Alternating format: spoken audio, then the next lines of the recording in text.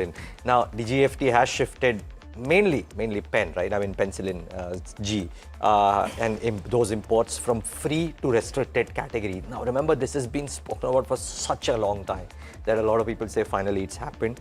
Analysts estimate potential EBITDA upgrades of 600 to 700 crores in FY27 from improved pricing power as well as margins. Now, why is this critical for Aurobindo? I mean, of course, this 600-700 crores uptake is very welcome.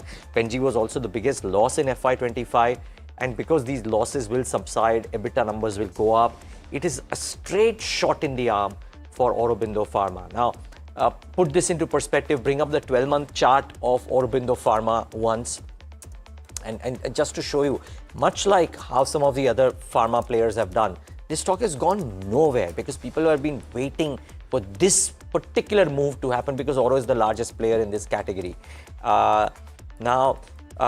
I don't know whether these estimates will turn out to be true or no, but the point being, it is a fundamental positive, and there will be an uptick today. So keep an eye out for Aurobindo in this session today. ITC, I've chosen ITC because I think because of the positive read-through that most brokers have said. So I'm using the Citi note out here. They maintain a sell with a target price of 320. They say it's a strong quarter 3, but the regulatory challenges remain a concern. And most people are saying that the impact of the duties post-Feb 1st need to be taken into account. So don't think the street will reward ITC. But the reason I chose this note is because it says that there's a positive read-through for Britannia and Nestle. I would reckon some of the other FMCG names as well. Cigarettes had strong growth trends, but more importantly, strong growth in the other FMCG segment, particularly in categories benefiting from GST rate rationalization. So watch out for that. And Vedanta will be the big one, really. They've maintained, Citi's maintained a buy, hiked the target price to 900. Almost all of the brokers have said the same thing, that it's firing on all cylinders. Won't be surprised if this one has a fillip today. So keep this in mind. And keeping it with Vedanta, let's go across to Nisha, who's in conversation with the Vedanta management. This will be an important one.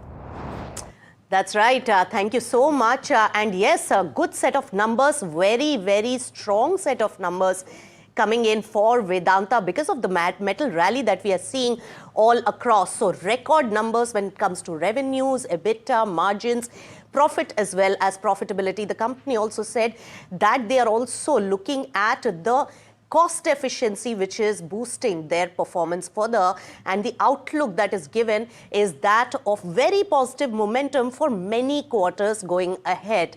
We have with us Ajay Goel, who's the Group CFO at Vedanta, to take us through more about the performance and the way forward. Ajay Goel, always a pleasure to welcome you on NDTV Profit. Now, you have been firing on all cylinders. Street seems to like it. In fact, there are many upgrades also coming in from brokerages.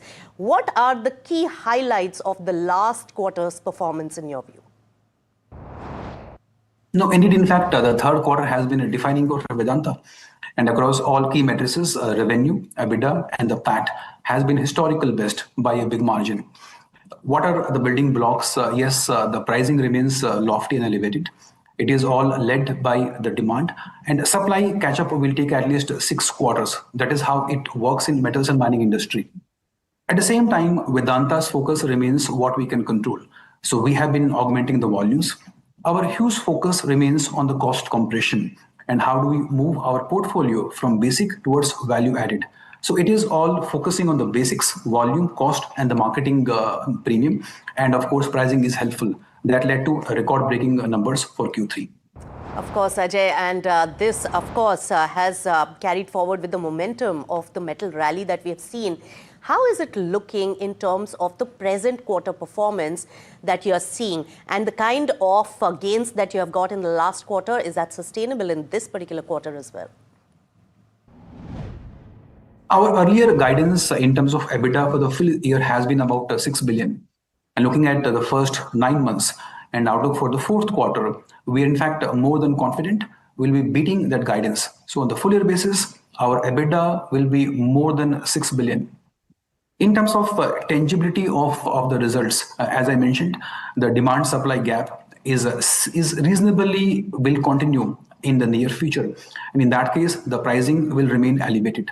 At the same time, Vedanta's investment in the CapExes will lead to better volumes and the lower cost. So we do see Vedanta delivering results better than the current fiscal in near future. So Ajay, you did briefly mention about the demand-supply mismatch and what is aiding the elevation in the prices. What is the commodity outlook, price outlook for you, and especially with aluminium as well as silver being your biggest portfolios for the next few quarters? One of the Vedanta's key strength remains its portfolio and its diversification. And you will not find many examples world over, India not even remotely close. Which also means our key businesses, which is aluminium, which gives us almost 40% profit, and zinc, almost the same value. So our 80% profit come from aluminium and the zinc. Then, of course, we got Zinc International, we got power business, we also got oil and gas, and many more. The growth lies in the smaller businesses, and the large businesses, in fact, do continue. If I look at pricing outlook, we believe aluminium will remain in the near future quite elevated. It is a demand-led growth. At the same time, I also like to underscore that Vedanta has advantage of home demand. In India, the demand for aluminium, zinc, silver, in fact, most commodities is much higher than the global peers. At the same time, the consumption per capita is increasing. So we do foresee over next 6 to 8 quarters, the pricing across commodities will remain high. All right, very, very bullish commentary coming in on the commodity prices. Take us through your debt repayment schedule and the updated lowering of debt mechanism that you are now following. Sure. You may have seen even in the third quarter, debt has gone down sequentially. At the same time, the most important metric from debt viewpoint remains net debt to EBITDA, our leverage, and which has improved from 1.4x last year, same quarter, to almost 1.2x in the Q3. And as we close the fiscal by March end, we see Vedanta India's debt to EBITDA will improve to almost 1x, which means our EBITDA will be equal to, if not bigger than the debt. 1x leverage put in the context in the Indian and the globally is a benchmark in metals and mining industry. So deleveraging remains a priority, and in the current fiscal, Vedanta as a group will cut down the debt by almost 1 billion. All right, and at the peak of silver cycle, Ajay, also Hindustan Zinc's OFS is going on. How's the traction and usage of the funds? Zinc India has been India's most valuable stock. And right now, we went for OFS a couple of days ago, and our base, the demand was almost 0.8%. The demand, in fact, is quite strong. We have seen almost 1.33 times the subscription, which is in fact quite broad-based, both from retail and the institutions. So we are looking at offloading almost 1.1% stake that lead to almost rupees 3,000 crores of cash. This cash will be used for deleveraging. This will be additional and the fast tracks deleveraging. It also lead to value accretion pre-demerger. All right, Ajay, also finally update us on the demerger, large demerger process that you had announced. What are the timelines for the listing and what is the progress made? One of the substantive approval has been NCLT, which has been secured around December 16th. And with that, there are some internal requirements. Example remains recasting the multiple balance sheets. How do we allocate debt from the current Vedanta multi-business monolithic into 5 companies? With that, couple of more statutory approval. They all are processes. They are quite doable. With that, our target is to go for demerger date effective from 1st April. And by 15th of May, we will have all Vedanta companies get listed. So it is between April 1st till middle of May. All right, and finally, Ajay, also budget is just around the corner. What are the expectations building from a large conglomerate like yourself? Vedanta, in terms of national security on the resources, is very important. And Vedanta is a company for the country. We have been saying whatever is good for the country is good for the company as well. In terms of budget, perhaps more allowances in terms of self-certification will lead to fast decision-making. That is what we expect from the government. They are doing it quite a bit, but I'm sure more can be done in near future. All right, manufacturing boost is one of the very important aspects. Thank you so much, Ajay Goel, and all the best for this particular quarter as well. With that, we'll slip into a short breather on the show, but on the other side, we'll get you the top trading strategies for today. Stay tuned.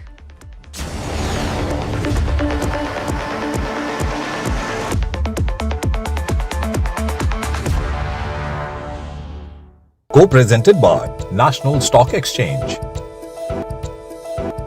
माही भाई कोई cool bank बताओ ना जो customer के साथ हर condition में हो। फिर तो SBI कूलेस्ट है। हाँ? 50 डिग्री में, -40 डिग्री में, घने जंगलों में, भूकंप वाले टापू में भी हर कंडीशन में कस्टमर के साथ है। Really cool. SBI, the banker to every Indian.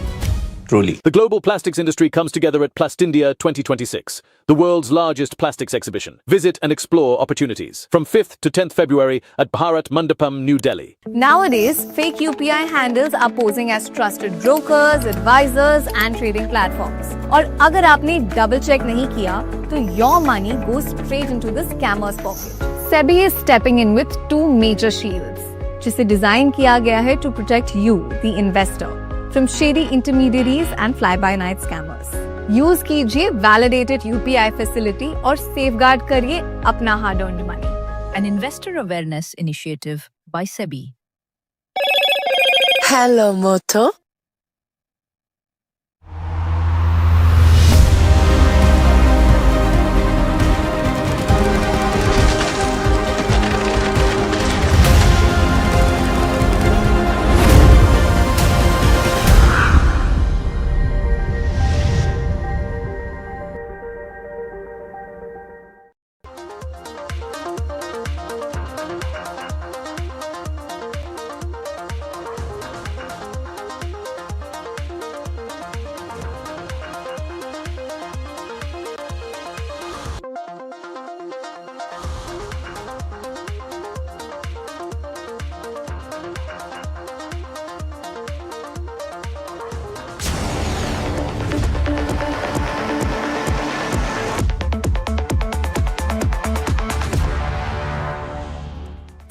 Welcome back. You're watching India Market Open. Let's pull up the implied very quickly. Are we in for a rocky start? Is that pre-budget relief rally disappearing pretty much as soon as it started, thanks to geopolitical concerns and fear of whether Iran is going to be the next war front? 148 points down is what we're seeing. Kush Bora and Parag Thakkar in our studios as always. There's so much to unpack today in terms of results as well, but I'm going to start with technicals this morning and just a sense of what you are seeing on the Nifty and the Bank Nifty.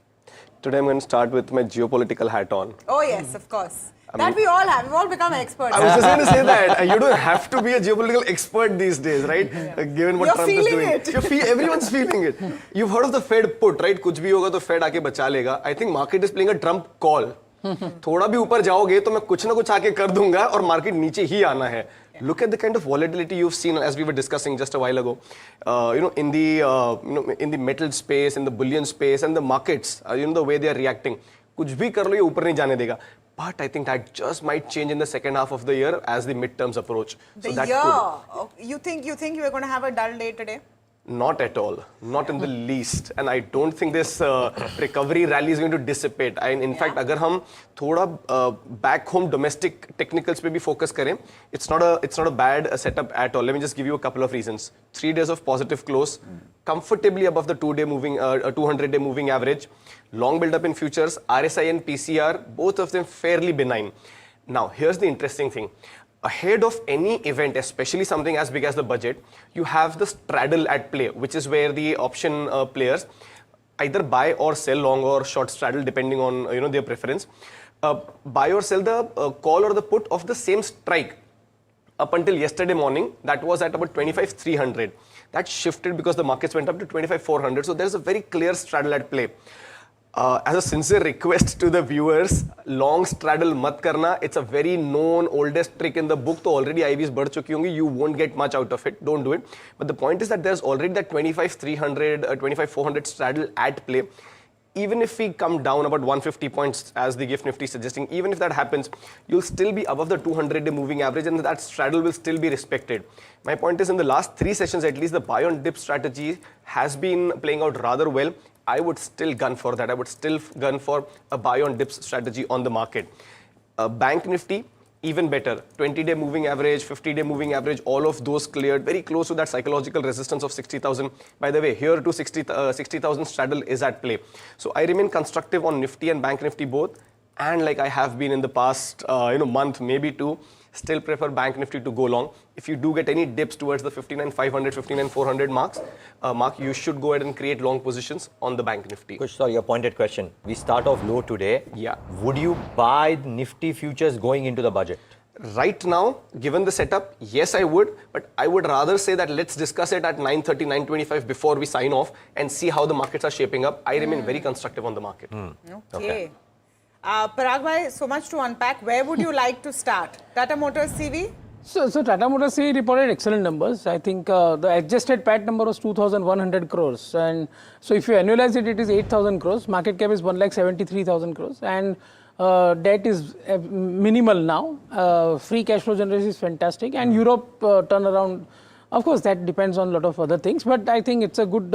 but stock has moved. We were discussing at 400, now it is 470. Yeah. I think it has a room to go to 520, but it might consolidate now after such a big move.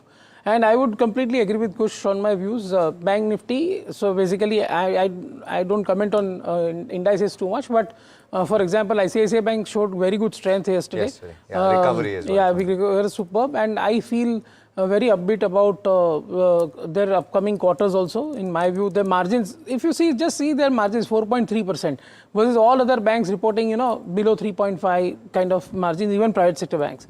And that margin, so the only problem was growth. I think that growth will come back. So I would say that, and of course this Aurobindo thing has come. Yeah. It's a good positive. In fact, that's exactly what we want to speak about, Parag bhai. Aurobindo Pharma in focus, of course, Neeraj spoke about it after the imposition of a minimum import price for some of their drugs, including penicillin. Varsha joining you to tell you about why this is significant, and then we'll also speak about the stock impact and various other factors heading into the new financial year. Varsha. Well, the Penji is actually the raw material used for 6-APA and amoxicillin, which are nothing but the antibiotics, and Aurobindo Pharma has the largest facility when it comes to Penji. Now, MIP imposed on all of these drugs is actually a positive for Aurobindo Pharma, wherein the DGFT has shifted Penji, 6-APA and amoxicillin imports from free to restricted category, and they have revised the minimum import prices are being set for 3 of the products. Now the notification is effective immediately and is valid for 1 year, and Aurobindo, the aim is to curb cheap imports and protect domestic manufacturers' realizations. This is positive for Aurobindo given its strong backward integration when it comes to the Penji derivatives, and analysts are expecting almost 600 to 700 crores of EBITDA in FY27. Talking about their Penji plant, which is India's one of the largest facilities that Aurobindo has, it will cater to both domestic and global markets, and company was actually expecting good EBITDA from Q3 FY26 onwards. Let's see what that number would be. Penji was the biggest loss in FY25, and the losses from Penji are expected to subside. This plant is a key part when it comes to Atmanirbhar Bharat and will reduce heavy dependence on imports of Penji, primarily from China. So overall, yes, a positive thing when it comes to Aurobindo Pharma. Most certainly. Okay, thanks Varsha for that. And Vishal Manchanda, Senior VP Institutional Research at Systematic Shares and Stocks Johnson right now on the show. Vishal, great having you as always, and thanks for joining in during key times in the pharma space news flow on NDTV Profit. But, we said in the morning that a lot of people will say, finally this has happened because it was long awaited. What does this mean for Aurobindo? Yeah, so as you said, it was long awaited. We have been kind of anticipating an MIP on Penji for quite, so about 6 months that we have been hearing on this, and now finally it has come. So as Varsha pointed out, we should see a 10 to 15% positive impact on EBITDA on Aurobindo's numbers, existing numbers. So good for Aurobindo, and I think it is neutral for the rest of the industry. They should probably get more certainty on the raw material prices. So there will be more stability around raw material prices, less volatility. So all antibiotic formulation producers would probably assured of the right prices here. Speak about, Vishal, in that context, whether this is captured in the price as of now, and what's your view on the stock? So Aurobindo is I don't cover Aurobindo as of now. So difficult for me to comment whether it is captured in the price at this point in time or not. Okay, but Vishal, some of the notes that we read spoke about a 6 to 7 to 8% impact on EBITDA, 600 to 700 crores in FY27. Would those numbers be correct? Because I think I heard you say that you expect a 10 to 15% uptick in EBITDA. So that's where I also include the PLI incentive in my calculation. And then there is a variable here. The catch here is whether Aurobindo can where does Aurobindo go in terms of the production level? So they have a capacity of 15,000 tons. Whether they can achieve the full capacity or they can achieve 80% utilization. Because there's always a challenge when it comes to scaling up fermentation-based products. You'll face some challenges in terms of reaching the 100% scale. But so assuming they are between 75 to 100%, their EBITDA impact should be between 8 to 15%. Got it. Okay, 10 to 15% impact on EBITDA. Okay, Vishal, in which case we will not ask you the details around Aurobindo since you don't have it under coverage, but it's good to get these numbers from you at the very least. So thank you so much for joining in for that. And let's see if the budget throws up something interesting, in which case we have a chance to talk very soon again. But thanks for your time today. Thank you. Parag, you track Aurobindo, you mentioned about this briefly. Now, based on your estimates, but if there is a, let's say, anywhere between 8 to 12% impact on EBITDA, should one anticipate a reaction of a similar nature in Aurobindo? And if that were to come in, and if you were long, would you book profits? No. There is no point in booking profits because see, the stock is cheap. If you see, the market cap is 66,000 crores. Last year, the PAT was 3,450 crores, if I remember correctly.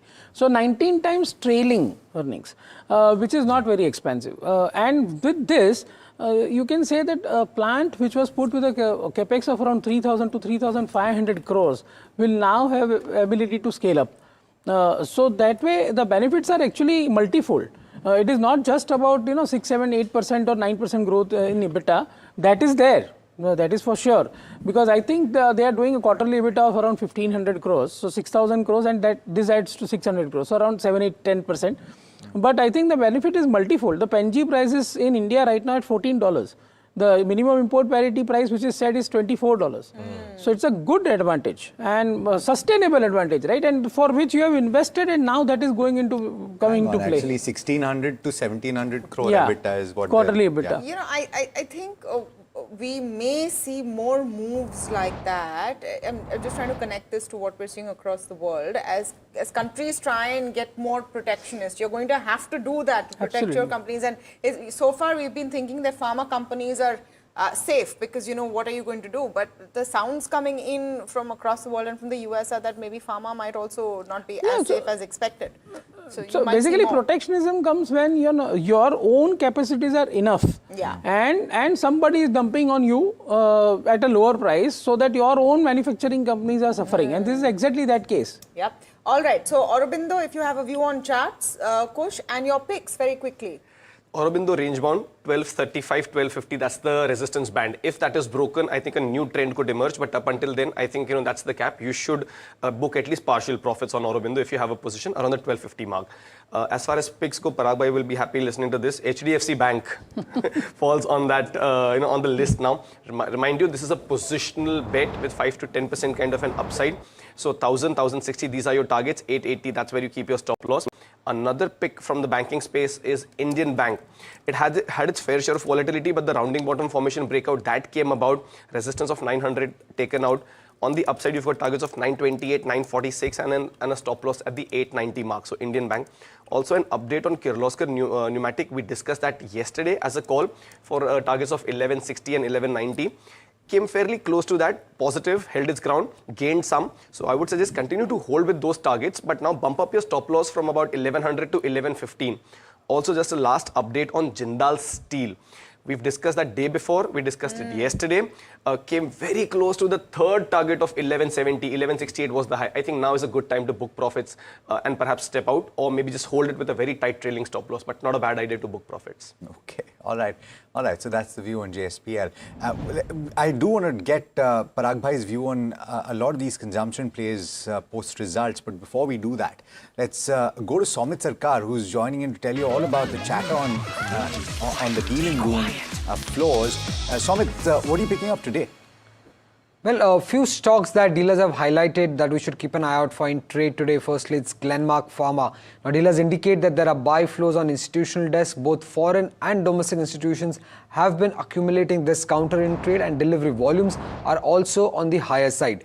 When it comes to GAIL, there are sell flows on the mutual fund desk specifically, and dealers are expecting that the third quarter earnings could be weaker than what the street has been anticipating. In fact, they're expecting a big loss to come in when it comes to the petrochemical segment of GAIL. For M&M, the stock was down in trade yesterday, but dealers are indicating that there are some buy flows that they're seeing at the lower levels because they believe that the worst is now priced in and the selling pressure is likely to get over. And when it comes to the January sales data and Q3 earnings, they're expecting both the numbers to be on the stronger side. And when it comes to Industar, there are buy flows on large HNI desk. The Vodafone Idea was down in trade. Industar continues to see buy flow as it is one of the major beneficiaries if there is a pickup in capital expenditure by Vodafone Idea. And multiple stocks that we did indicate earlier. Colgate on January 29, that is yesterday, we did say that there are sell flows seen on the large HNI desk, and the dealers were expecting Q3 to be on the weaker side. And the Colgate has reported a weak set of Q3 numbers.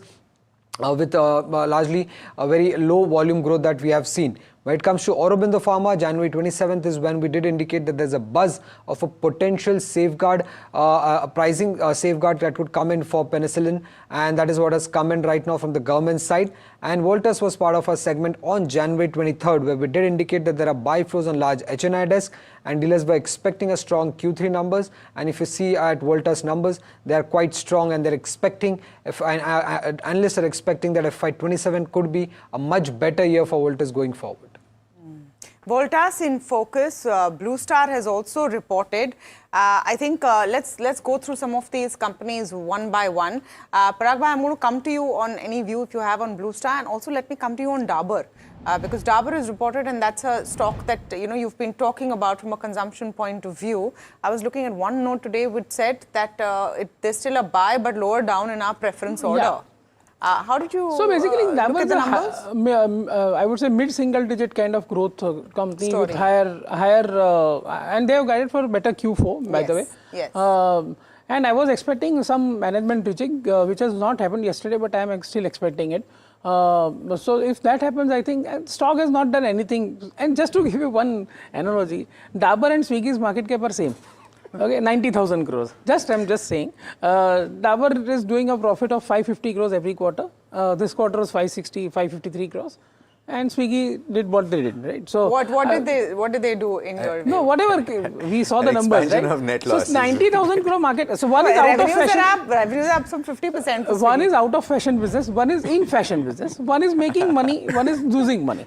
And both are valued by. People are having Chawanprash, whether they order it on Instamart or they buy from the store. No, that's so basically the theme is like, and see, if you see the Gillette numbers, phenomenal numbers. Yeah. 14% growth in grooming revenue and 65% growth in grooming EBIT. Yeah. That means the EBIT margins have moved by 10%. YOY. Sample sizes here. No beards on this table, which has become a rarity actually. There was a time when you couldn't see a man's chin. I'm sorry to say, everyone had beards. So maybe that's changing. Tamanna is not holding back today. Somebody told me that half of the cricket team also now shaves. Okay. Somebody told you. So Gillette you like? So Gillette is, yeah, of course. I think the stock is completely beaten down, oversold. If you see this quarter's EPS was 52 rupees. So if you analyze it, they can do 200, 210. Stock price is 8,000. 48 times when you have got in life. Because all these businesses are now considered to be dying businesses. right? But they really make money. They give you dividend. 180 rupees per share they give dividend. And they made profit after tax of 172 crore in this quarter. Market cap is just 26,000 crores. 37% increase in PAT. Yeah. Gillette, Dabur, Swiggy. Dabur, Parag bhai may not like it. Okay, so I'll reserve my comments. No, on charge. Of course I won't. Of course I won't. I don't quite find the setup as encouraging because it's not going anywhere. Even if I consider a range play, the resistance is just ahead at 525, 530. That's a level that the stock's taken a while to take out. There have been here and there instances where there have been high delivery markups, high volumes, but just doesn't gain momentum. While I do believe that there could be some select stocks in the FMCG pack that could do well, Dabur doesn't really make it very high to my list at the moment, at least up until 525, 530, that zone is taken out. The other two, Gillette and ITC, they are a different story. वैसे ITC का जो theory है about it being a defensive and margin of safety, that's gone out of the window. This is not the first time that the stock has tanked 40%. You remember those memes that used to come out a couple of years ago? In that duration, ITC actually tanked 60% and revived, from there on. So there could be a possibility that, this hangover could sustain for some time. Deeply oversold, massively oversold on weekly and daily basis. तो थोड़ा बहुत rebound आ सकता है, but क्या upside यहाँ पे बहुत major है? Not on an immediate basis. Gillette, very different story. Every time in the last 5-7 years, it has dipped to about 25-30%, 25-30%. You've seen a massive run up after that, and the stock going on and hitting new highs.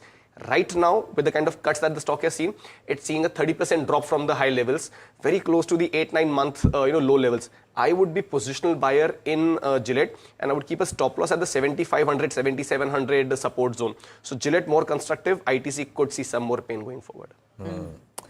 Well, contrasting, no contrast out there for Gillette, but contrast for the EMS space for sure. Now, before we get in Syrma SGS management, because by the way, if you look at the EMS firms, I think they've delivered the strongest Q3, if I'm not wrong.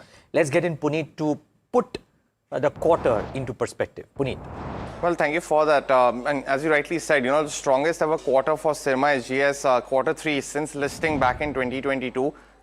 In terms of revenues, it's grown 46%, but the margins is the real story.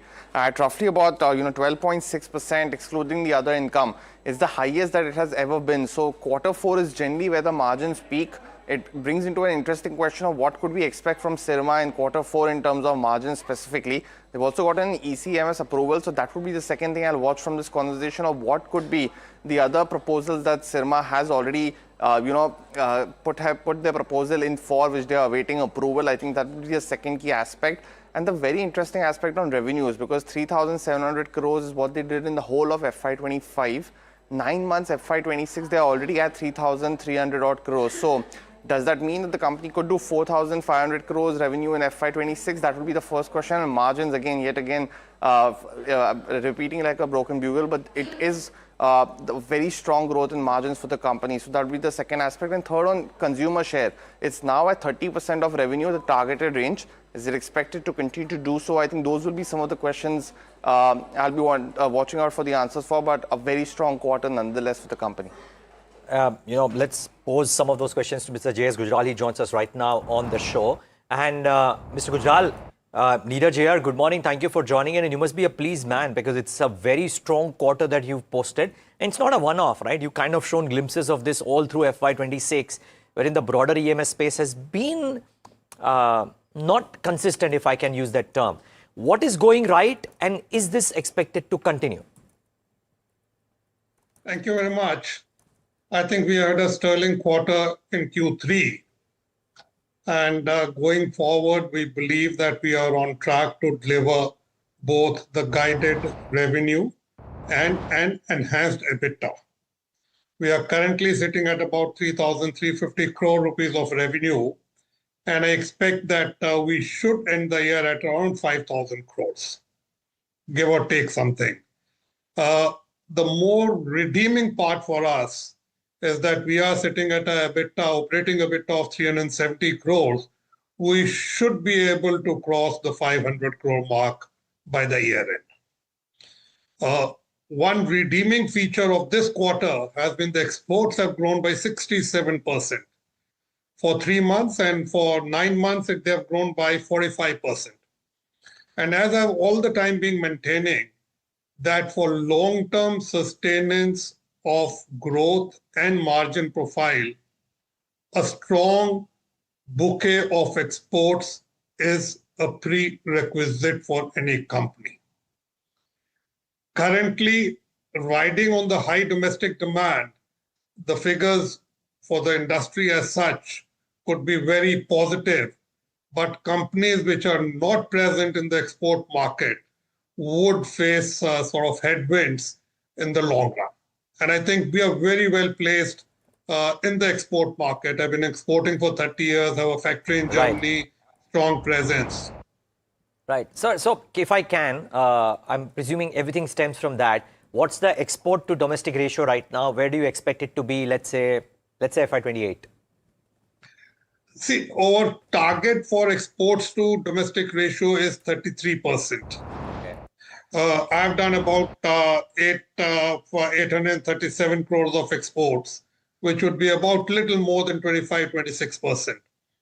But in absolute terms, my exports for 9 months have grown by 45% from 576 to 878. And I expect with a run rate of 100 crores in the last quarter, I expect that March of 26, we should be touching the 1100 crore, about 1100 crore mark in the exports, which will be the highest ever. Mr. Gujral, good morning to you, and thanks so much for being so candid with the numbers that you're discussing with us. I'm just wondering, and this is a slightly broader question with regard to inputs. What are the implications of higher RAM costs specifically for you? Do you pass that on completely? See, for all these RAM costs, we're not in the computing business in a big way or in the mobile, but in all other things, these are all pass-throughs.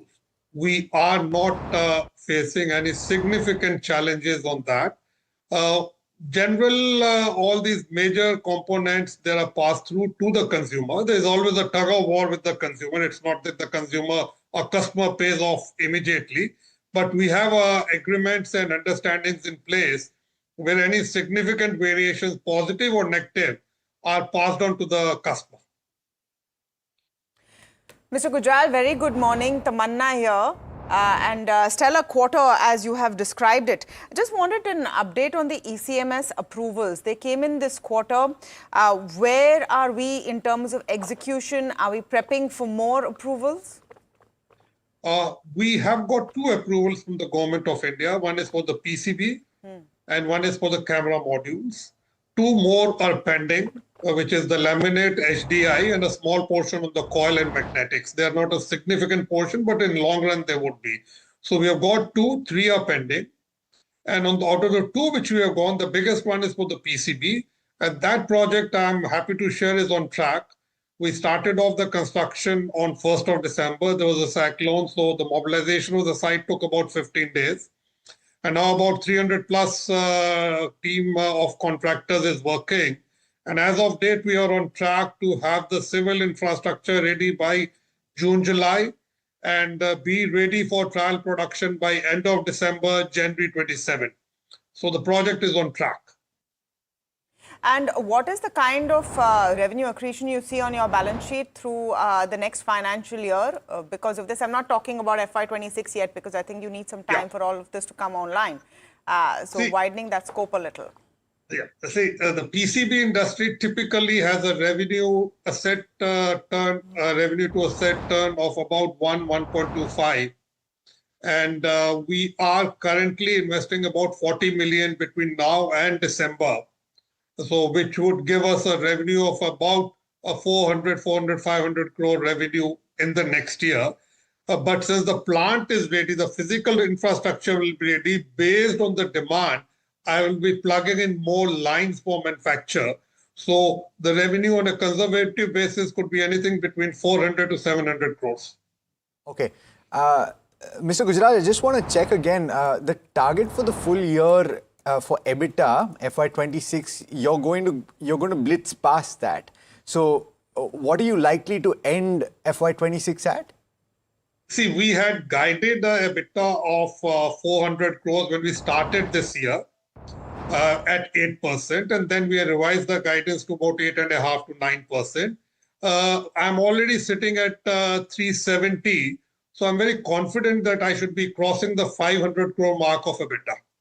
And so, therefore, from that perspective, your EBITDA growth over the last, particularly the last few quarters, and certainly over the last couple of years, has been multiplicative.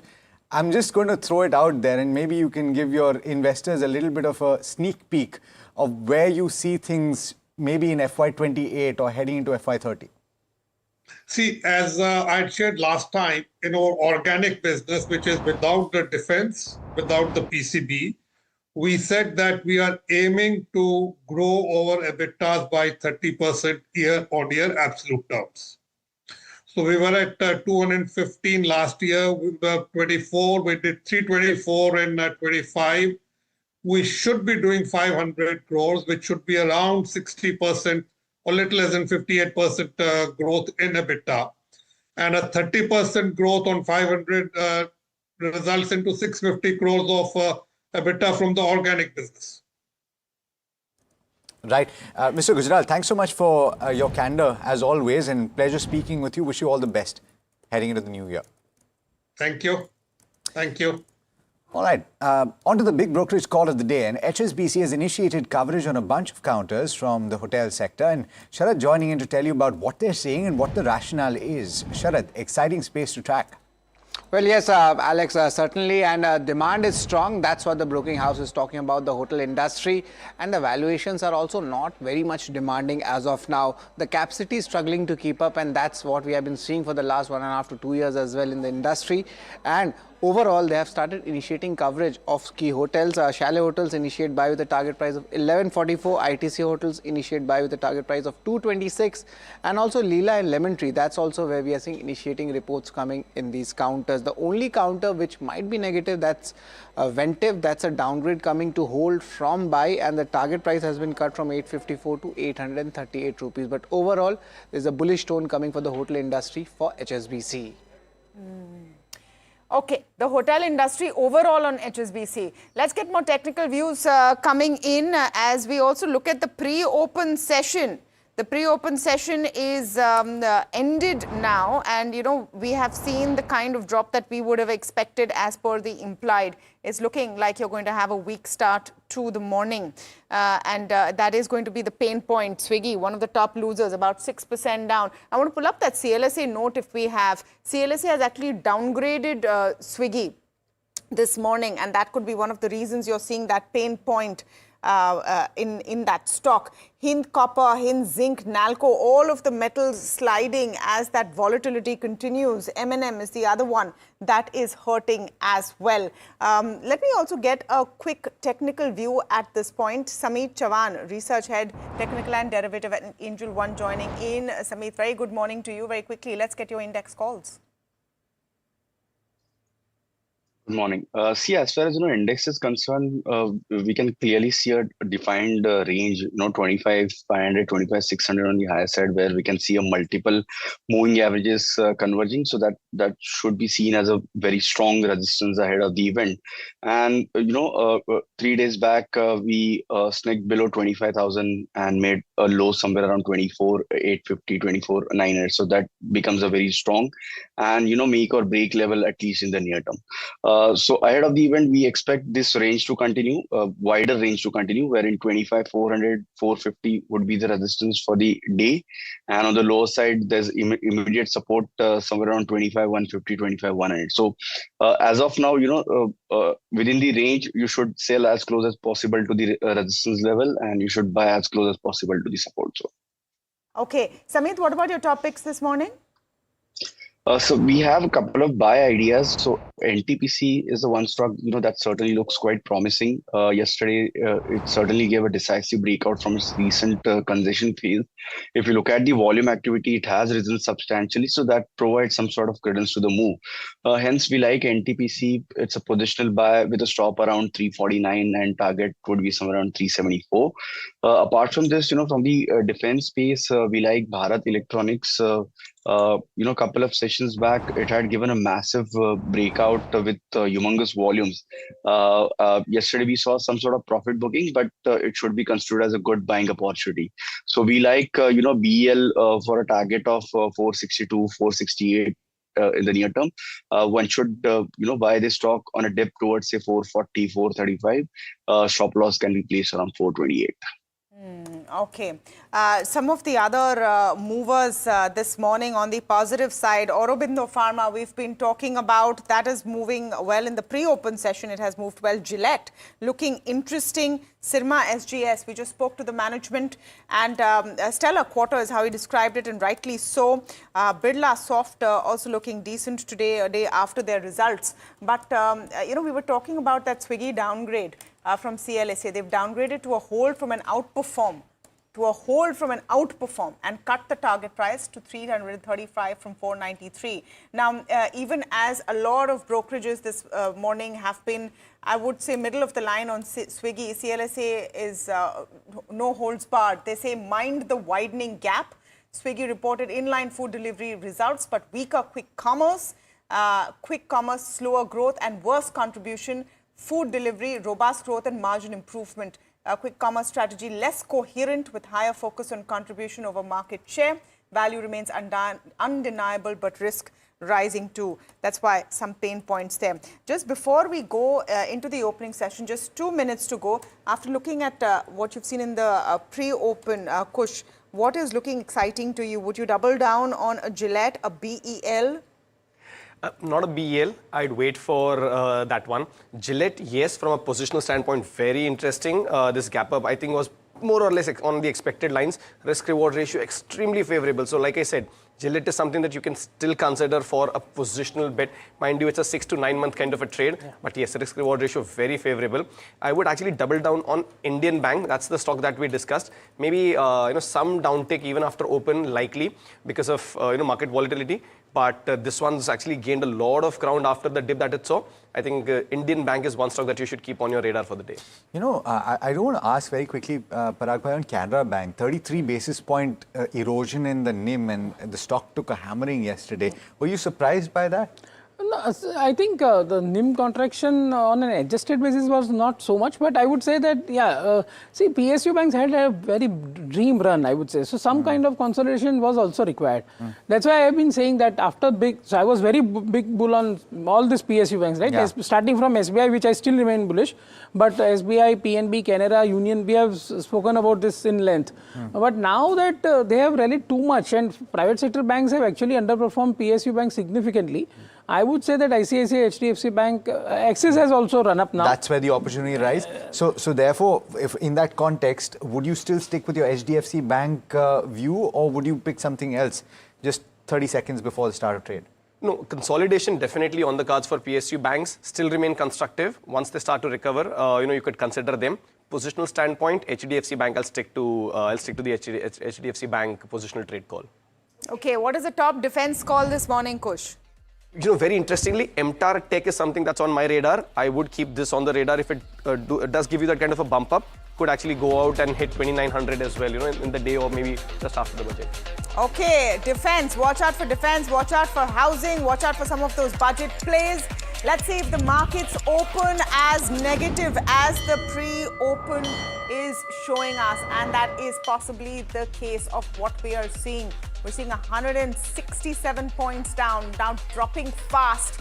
Now this is, we are waiting for a budget rally, a pre-budget rally to come in. We saw 3 days of that. I don't know if this market will recover in the second half of the day, but the opening is looking weak. There is no doubt about it. The advanced decline also looking quite weak at this point. A sea of red actually is what you see. I'm going to pull up the Nifty for you, the Nifty heat map, before we get Alex in for the broader markets as well. And you're seeing very, very little green. Power Grid doing okay. Titan, Grasim, I mean, your top gain is about 0.5% up, and that's Asian Paints maybe recovering from where it is. But look at the metals pack. That seesaw, that dizzying seesaw in metals is pairing out and really seeing its impact. Hindalco about 6% down, Tata Steel 3% down, Eternal, I think it's a Swiggy read-through perhaps that you're seeing. When CLSA comes and downgrades, the Swiggy says mind the gap. maybe Eternal seeing that kind of a read-through as well, and an impact. JSW Steel in continuation of what's happening in the steel pack. Nestle doing okay. Nestle actually is a Dabur impact more than anything else. Dabur has talked about consumption improving in Q4, and maybe that's a read-through for Nestle. So more than anything it has done perhaps at this point. Some recovery in a BEL, etc. But markets at this point looking quite weak. Maybe you will have some recovery in a point. I want to just pull up India VIX. India VIX about 3.5% up as well. I mean, this is literally a time when you're hoping to hear from the government ahead of the budget what they're going to do to steer the ship, and we've done an incredible job the last couple of years as well. But geopolitically, there's something new every day. Nifty contributors, just very quickly before we get the broader markets in and take a look at what's happening there. Nestle and BEL really the only things holding up. It is the metals and Eternal which is dragging down the index today. I reckon the broader markets will also be looking weak, Alex. Almost certainly. Let's pull up the sectoral indices just to drive home that point and to see what really is moving. Obviously, there's going to be a lot of red on the screen. FMCG is okay, and we'll look at some of the constituents because there is a basket of stocks that has posted results, and quite a few of them from the FMCG basket. Pharma is just about flat, healthcare about a 0.1% or so lower. What is on the losing end? No surprise there. Metal, it's just volatility personified, and it's really the underlying commodity that is affecting the price of the stocks as well. Realty is down about 1% or so, and not too much in the way of big losers there. You see IT actually, and we'll pull up IT for you because perhaps the Microsoft results and the wobble that you saw there is having a sentimental bearing on these counters as well. But let's talk about individual counters, and there's quite a bit in the way of earnings that you need to look at. So let's talk about something like a Nippon Life AMC. Pretty solid set of numbers, doing reasonably well, up about 3% or thereabouts in trade. Gillette is a stock that we spoke about at length, 37% increase in PAT. Syrma SGS, we spoke with the management not too long back. They're likely going to be doing much better on the EBITDA front for the full year on account of the trajectory that they've had, and exports are actually doing particularly well for them. It's a story of two halves really, because Dixon on the other hand has not been very spectacular. Bricol, let's see if it's reacting because it's a turnaround quarter, not doing too much. TD Power also reacting to numbers. MTAR Tech, Kush had this on his radar. It's up about 3%, and watch out for it on the upside because the 60% increase in PAT on a year-on-year basis. I wonder what Parag Bhai made of these numbers, if at all. We'll ask him in a bit. Websol Energy, let's pull that up. Orient Cement and GE Shipping. These are Websol Energy actually losing quite a bit of ground. Orient Cement actually had an improvement in the EBITDA, though the top line growth was not very substantial. Maybe that's weighing in on the stock price right now. GE Shipping up about 2.3%, 2.5%, pretty strong numbers there. The spot rates for quite a few of their businesses actually going up quite substantially, 50% in certain cases. Aegis Vopak not doing too much. Other big developments, let's pull up Aurobindo Pharma because this is really was supposed to be the stock of the day, and really it is one of the top gainers, up about 5.3% because that minimum import price being introduced for penicillin, which is an important update for them. It bodes well for the EBITDA increase going forward. What else is there? You have Blue Star. There's the reappointment of Mr. Tyagarajan as managing director. Not too much of a change there. HAL has signed an 1,800 crore order, and the defense pack is anyway going to be in focus heading into the budget. It's not doing too much today at least, but you saw early on in the week the kind of gains that pack had. HPCL has signed a pact with Oil India. You have Atlanta Electricals that has received orders worth about 300 crore rupees, 288 crore rupees or thereabouts, and if a few more stocks beyond that. The story really though, Tamanna, seems to be about the stocks that have reported earnings, and a few pretty big movers there, I would think, from the broader markets. I think the word I'm looking for is howlers, and I have to start with Swiggy on top of that list. Really, the way that stock is moving is showing it. I want to see what's happening with Dixon. Let's pull up a Dixon for you also very quickly. The numbers, actually, it's a bit of recovery because the Vivo question mark and the chips, etc., and some components that they weren't getting was a problem, but there seems to be some recovery there. Let's look at a Paytm. Remember, there was a con call and Vijay Shekhar Sharma spoke extensively on that call, saying we're not looking at window dressing, we will be fine with the subsidy, so to speak, for lack of a better word, that government was giving to enable digital payments now will end. What is the impact of that? He spoke in detail, but 3% down on the stock. So you are going to see some of the earnings react negatively. On the positive side, a Syrma SGS, we spoke to the management a short while ago. Pull up a Syrma SGS, nearly 5% up. Aurobindo Pharma, you've also pointed out, of course, Alex, but that is where the action is. Gillette is doing well as well. So you have some of those companies which have had, say, decent results, which are showing, but the skew of the market is very negative. The Nifty IT worst hit. And we saw this happening last morning as well. I don't know if you'll have a recovery from here. You know, Kush, we were to come back to you on 9:20. You were going to ratify your long call at 9:20. You changing your mind? Not at all, but I wouldn't initiate that long call just yet. Had we opened 150 points lower and been about 100 points or 110, maybe I would have given a buy call right now on air. But we've gone from 150 to 170, so just wait up a little. I still remain constructive. This is like nature, right? Jab hoga tab hoga, jab call banega tab banega. But I know. No, I'm just pulling your leg. But you know, you're right when you say that IT is the problem, and that's why I think my preference for Bank Nifty has been standing out so clearly. Ki ek heavyweight sector, which is financials, market ko upar leke ja raha hai, and the other one is actually dragging it lower. But Bank Nifty is about half in pain today as well. Yeah. So Bank Nifty, there's a call, you think? Bank Nifty again, not immediately. If you ask me, मुझे दो में से एक चुनना हो, head to my gun to my head, I would. You can also put head to my pair pe kulari ki I could do that also. No, but gun to my head, I would actually go for a Bank Nifty buy call. Again, viewers, this is not a call that I'm generating. We have certain setups that need to meet that criteria. वो अभी नहीं हुआ है. As and when it happens, maybe who knows, on air also, I might just give a call. But on a very lighter note, I think I saw Parag bhai do a little jig when you said that CLS has come out with that report on Swiggy. No. Because see, at that time we discussed at around 390. And of course I have not bought, I have not sold, nothing. But it just as an observer. As an observer, it just gives you pleasure that your theory is validated by the markets, that you should make money. Okay, and most importantly, all these quick commerce guys are flooded with cash. So they can keep burning cash. That is my problem. And no, but you're seeing some impact on Eternal as well, at least when markets open. Let's just pull up Eternal and see if you can do that double chart with Swiggy on one side and Eternal on the other. Eternal relatively okay, about 3/4 of a point down. But, we need to talk about what is that big budget call.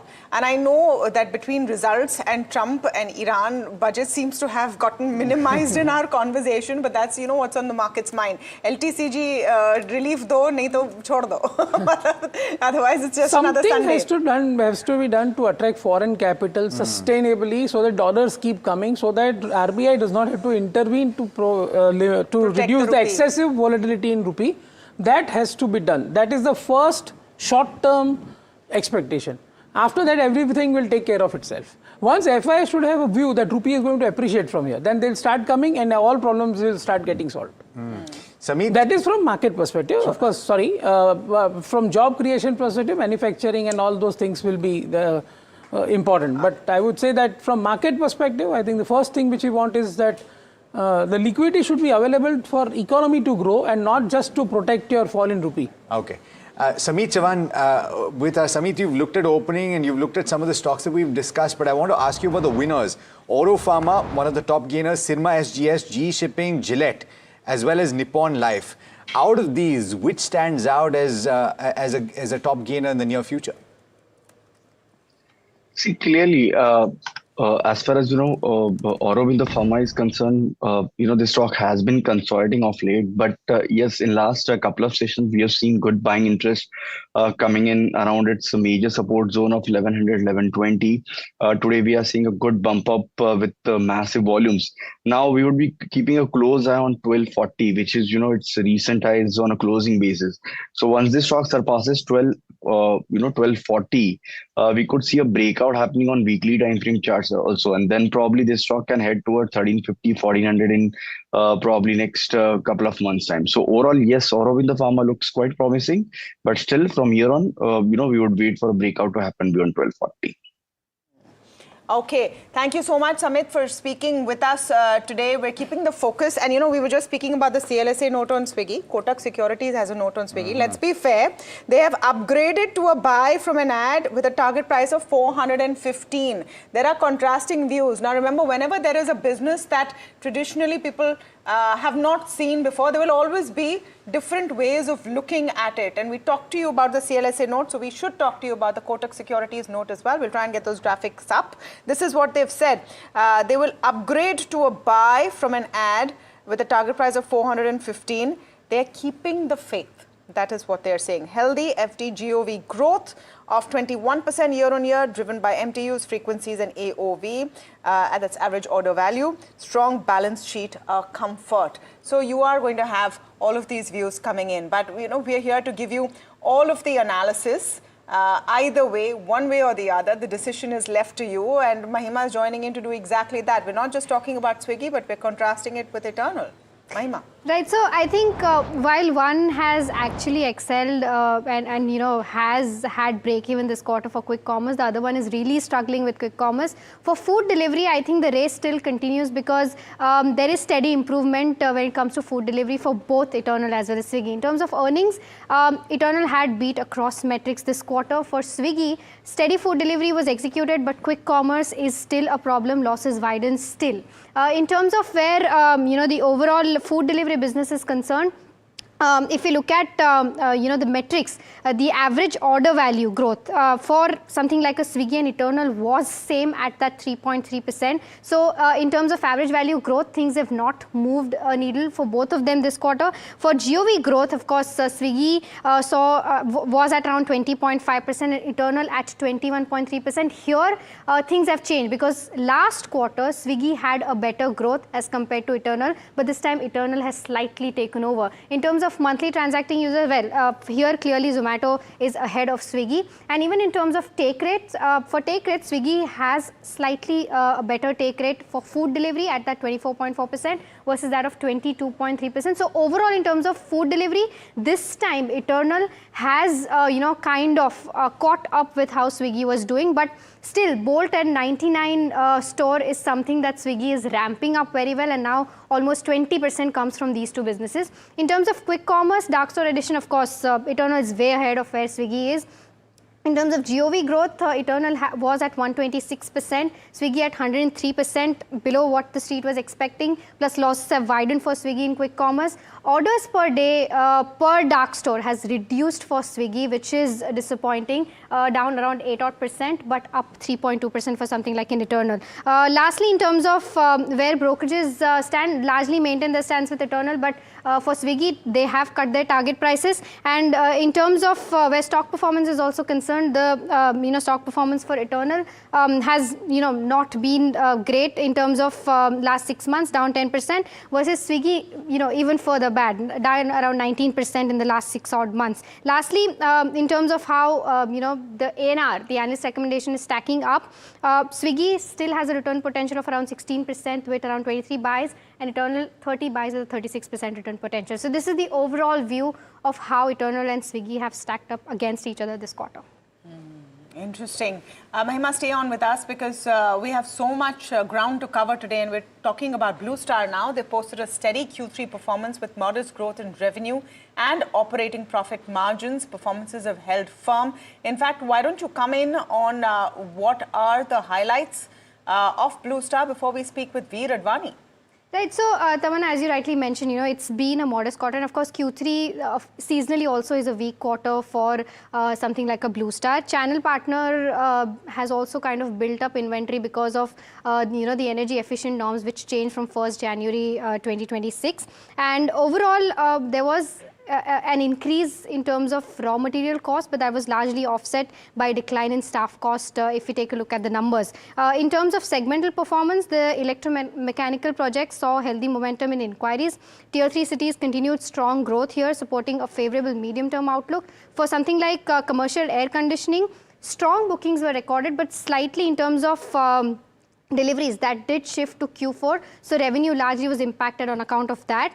In terms of unitary product segment, that witnessed revival growth in terms of room air conditioners, but here also because of inventory, build up because of the energy efficient norms, there was an impact. And overall, in terms of lastly, professional electronic and industrial system, there's still uncertainty around the regulatory policy framework which needs to be resolved. So this is the overall view of how Q3 has panned out for something like a Blue Star. In fact, I'm going to start with the point of those regulatory overhangs. Veer Advani, Chairman and Managing Director, Blue Star, with us this morning. Veer, a very good morning to you, and thank you so much for speaking with us. If I look at your profits adjusted, of course, for the Labour Code, you're still showing a growth, an adjusted profit growth at 14%.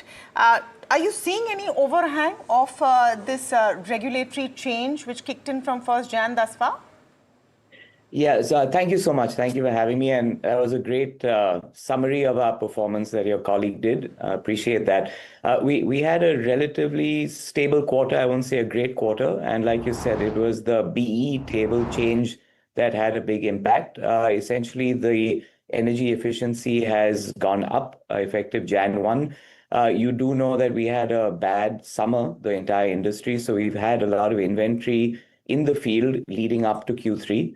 But of course, the channel did want to stock the old BE table products. And so you did see some increase in volumes in December.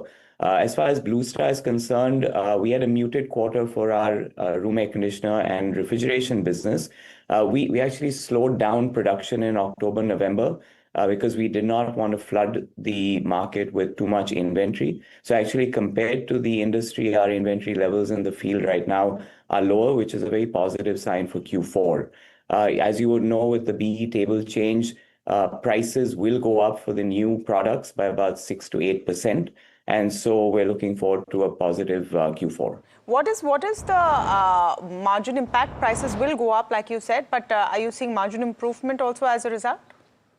So, margins are under pressure for the whole industry. Actually, we're very happy with our margins. We've been able to maintain our segment 2 margin. We've actually improved from 8.1 to 8.5%. I think that's an outlier for the industry, as you would have seen. So we've actually chosen margin over just dumping stock into the market. I would not say that's true of the industry. There's a lot of inventory in the field. And so there will be margin pressure in Q4 and Q1. But we are looking forward to a strong summer after a washed out summer last year. So hopefully it should even out. Veer, very good morning. Alex here. And I want to talk a little more about that inventory issue. And you've already alluded to the fact that you're managing it slightly differently from the industry. But I'm just curious about, for you per se, when do you think that inventory will normalize? Will it be in the second quarter of next year? Sure. So thank you. Our inventory in the field, Blue Star inventory in the field is about 6 to 7 weeks right now. It should have been at about 4 weeks in a normal year. So we're still off by about 3 weeks of inventory in the field. The industry is much worse off. They're about 9 to 10 weeks. So we should be able to clear out our overhang of inventory by March. And we should be looking at a normal Q1. So we're quite optimistic about getting our inventory under control sooner than the industry. What are the implications on the margins heading into the first quarter of the new year then? So one would assume that normalization would result in an improvement. Is that fair? A little tough to figure out right now, frankly, because 3 things are happening. One is the inventory levels in the field, like you said. Second is with the BE table change, pricing has gone up by 6 to 8%, not just for us, but for everyone really. And then we have a third impact, which is commodity price increase. You would have seen copper prices shooting up. You would also understand most of us have copper at older prices up to March. And therefore, from April, production is going to be further impacted by commodity price increase. So I think the industry and Blue Star, we should see two price changes, one effective Jan 1 because of the table change, another in April because of raw materials. So a little tough to see how quickly we can normalize given the price increases that we're expecting. Mr. Advani, Neeraj here, good morning. And put all of this into perspective, if the summer is good, and we know that last year's summer wasn't necessarily the most predictable, are we looking at a stronger growth trajectory for quarter 2 2026 and quarter 3 2026 despite monsoons?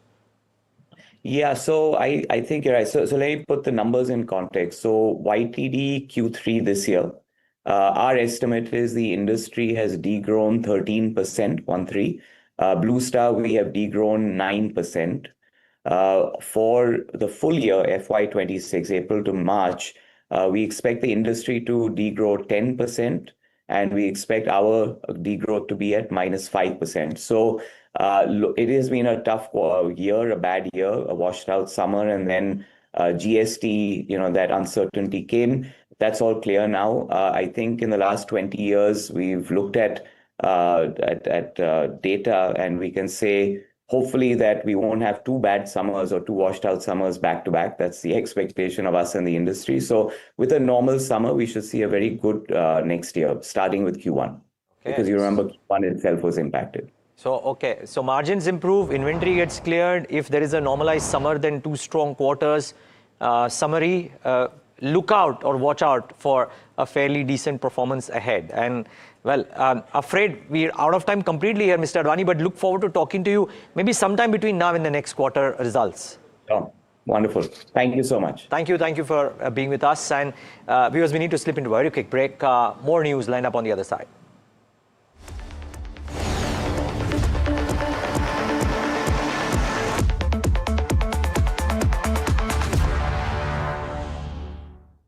Co-presented by National Stock Exchange.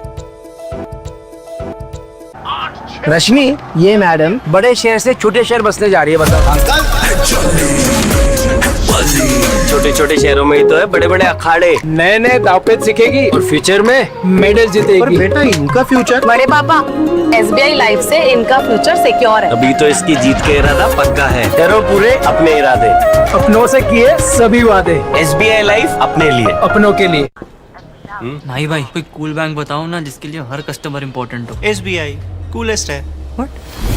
किसान से NRI तक, Gen A से Gen Z तक, SBI सबके लिए है।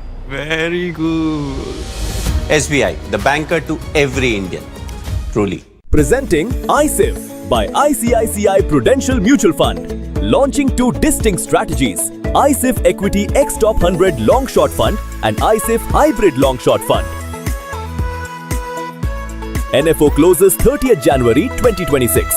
Investments in specialized investment fund involves relatively higher risk, including potential loss of capital, liquidity risk, and market volatility. Please read all investment strategy related documents carefully before making the investment decision. The global plastics industry comes together at Plastindia 2026, the world's largest plastics exhibition. Visit and explore opportunities from 5th to 10th February at Bharat Mandapam, New Delhi. It's fresh, bro. Straight from the jungle. I'll take the whole pumpkin.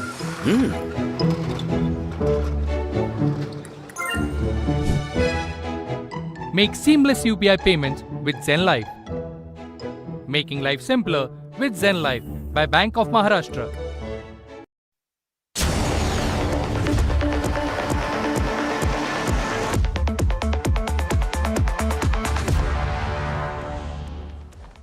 Welcome back to India Market Open, and now let's focus on the earnings. Canara Bank posted a mixed third quarter with profits helped by one-time gains even as its core banking income and margins remained weak. To break down the numbers and what lies ahead, we are joined in by Hardeep Singh Ahluwalia. He's the MD and CEO at Canara Bank, and a mixed set of numbers came in, sir, this quarter, but the asset quality, that improved. What led to this lower net interest and the core income? Yeah, now coming to the numbers, I think the bank has done exceedingly well. In the start of the year, we have given guidance numbers for 13 parameters.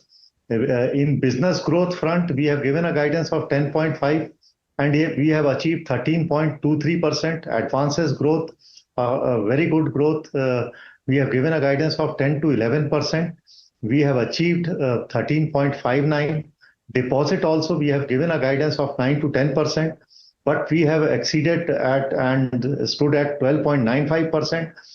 Under GNPA, NNPA, as you have rightly said, we have given a guidance of 2.50 GNPA and 0.60 NNPA. And we are now, after December quarter results, our GNPA is 2.08 and NNPA 0.45. And we have improved our provision coverage ratio by 293 bips. And our provision coverage ratio is now at 94.19%. If you see the slippage ratio, we are at industry best now at 0.64%. And that is backed by our SMA has come down drastically from 4.18% to below 3%. On absolute numbers also, our SMA portfolio has come down from 44,000 to 36,000 crores. Although our credit growth is 13.5%, but our SMA numbers have come down drastically. So bank has delivered strong set of number. If you see our operating profit also is 9,116, and our net profit is 5,155. All right, Hardeep ji, that's an interesting take on that, but there was an upward change in the guidance also for the credit growth. What are the main reasons for this, and are we expecting any other upgrade in other operational parameters? Yeah, see, although we are surpassing on those numbers, and I see that this momentum has been built up in 3 quarters. So I don't foresee any reason that this will not continue in fourth. So this will continue in fourth, and similar numbers you will see in the fourth quarter also on all these parameters. Some deficient parameters like CASA and NIM. So that is an industry challenge, because on NIM there was a repo cut rate. So because of that, immediately our 49% portfolio got repriced, but it takes some time for deposits to get repriced. So if further rate cut doesn't happen, then NIM will stabilize and move upwards. And CASA we are growing at 9.32%. So I think the industry is facing that challenge, but Canara Bank has done reasonably good in saving bank deposit, growing at 8.51%, current growing at 14.92%. Interesting. And Hardeep ji, the timeline for the completion of deposit rate repricing, is it going to be the fourth quarter of FY26 or will stretch for the next 2 quarters next financial year? Yeah, only 17% of our deposits will get repriced in the fourth quarter. So the major chunk has happened, but in the fourth quarter, maximum repricing will happen. But if further your OMO operations are done or liquidity infusion for like USD INR swaps are done, then if the liquidity is injected into the system and sufficient liquidity is there, then cost of deposits may come down. So let us see how the market moves ahead. And the current net interest margins, NIMs, are at 2.5%. Will it be able to meet the guidance on the higher side by the end of 2026? The NIMs bottoming out, what are the key numbers looking at? I think so. This is the right time to bottom out. And if you see, our RAM sector is growing. The composition of RAM sector has improved from 57% to 59%. There is where exactly the spreads are. The RAM credit is growing at 18.70%. And if you see the yield on advance on RAM sector, it is 8.88%. That is reasonably good. So going ahead also, we see that the same traction will continue, and we will see that NIM going upwards. All right, just gonna ask more question on the RAM segment, especially the retail credit. How the growth is looking like for the fourth quarter, and is it going to outpace the corporate segment, because that has happened this quarter? Sir, we are very mindful. We are a very efficient bank in assessing the corporate abilities, but we are very mindful of pricing also. So if good pricing comes, we will do corporate lending, and we will continue with RAM credit with same pace that is maintained in the 3 quarters. And that major concern for the banking space has been the lower CASA ratios. Will we see that to be under pressure for 2026 as well? Sir, CASA is definitely an industry challenge, but we have aggressively developed new products. We have segmented the customers, and we have come up with new products, and we have relationship officers placed at more than 3,500 branches. So to deepen our relations with the customer. So these customer relationship officers are marketing our products. And for the rural areas, we are aggressively going for opening of new accounts. So actually, the combination of both has resulted a decent CASA growth of 9.32%. And going ahead, we see that we will maintain this momentum in the last quarter. Well, of course, that's an interesting take on that. But Hardeep ji, final thoughts on the expectations from the budget. We are very close to that. What are you expecting from the industry? Actually, we don't have idea, but we can assume that a lot of new expectations will come from MSME sector, retail sector, agriculture sector. And MSME, if you see, we are going at a very decent pace of 13.74%. And there the spread is also high. The yield on advance is 9.28%. So if certain relaxations are given, we are all poised to capitalize on that. And retail, we are growing at 31.37%. So there also, if certain rebates come up in the board, your budget announcements, we will definitely capitalize on that. Thank you very much, Hardeep ji, for your time and giving the views for the bank and the industry as a whole as well. And looking at the stock, yesterday also, Canara Bank took a beating, and today also, nothing much has come up. A little bit of increase has happened, but it is still in the negative. It's down almost 1%. Let's pull up the markets before we talk about Paytm also, why that stock is down in trade despite a very bullish call from Vijay Shekhar Sharma. But net we are seeing there is kind of a recovery coming from the day's low as well. Nifty is trying to hit that 25,300 odd mark, but largely earning specific movements are happening all across the counter. Earlier, Mahima also spoke about Swiggy, where we are seeing a massive downgrade happening from broking houses, and that is where the concern is coming. The quick commerce business, that is where some moderation is happening. But I would like to get in Paytm in focus. The stock, let's just pull up the chart for Paytm and see how much the movement has happened. And yes, the stock has trying to recover from the day's low. It was down as low as 4%. Now it's kind of negative, but still there is a recovery of 2%. But why Paytm is down in trade? There are some reasons for it.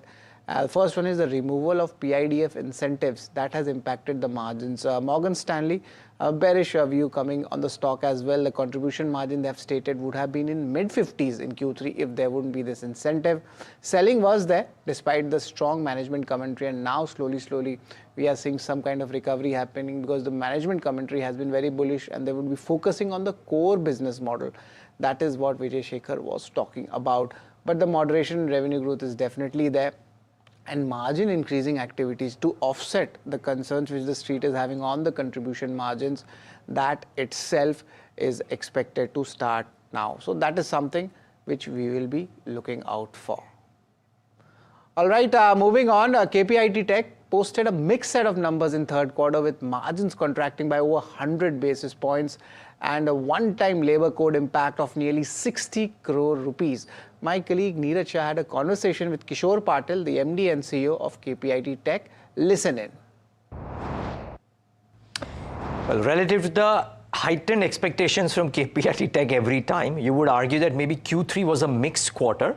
Margins contracted around 100 basis points. Some bit of it was mentioned by the management at the end of quarter 2. But Mr. Kishore Patil joins in to talk about the third quarter and the 9 months gone by, and how does he possibly see 2026 as a year. Mr. Patil, thanks so much for joining in.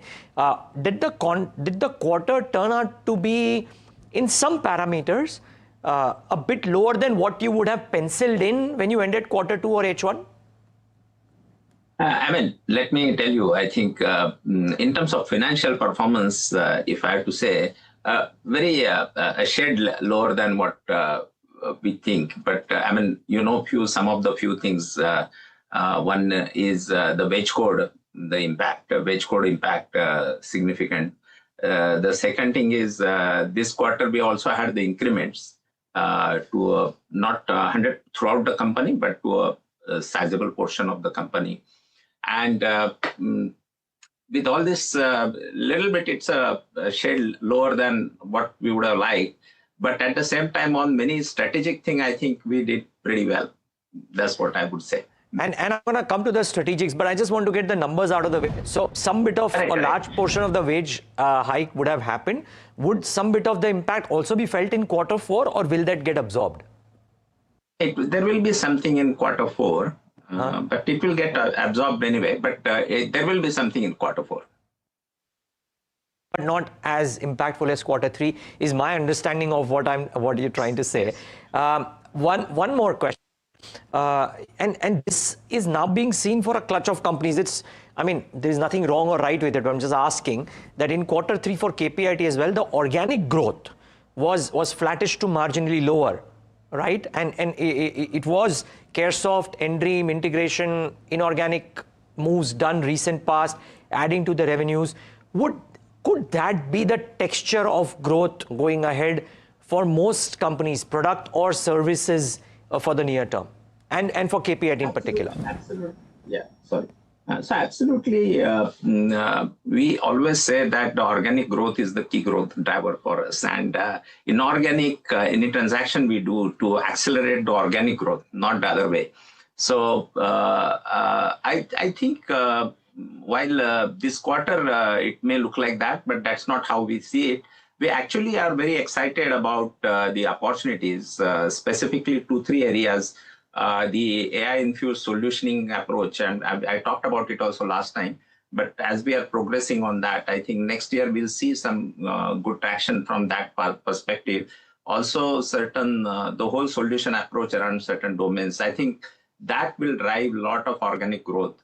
Also, if you look at this quarter, some of the announcement, if you look at it, we have also entered into micro-mobility sector and formed a partnership with HMC Hive, Hero Group company. I think that on the AI side, we have built a good partnership with Microsoft and one of the CRM companies. So I think there is a lot to come in future. It's a very, very what I would say, a dynamic environment, but we are moving fast as well.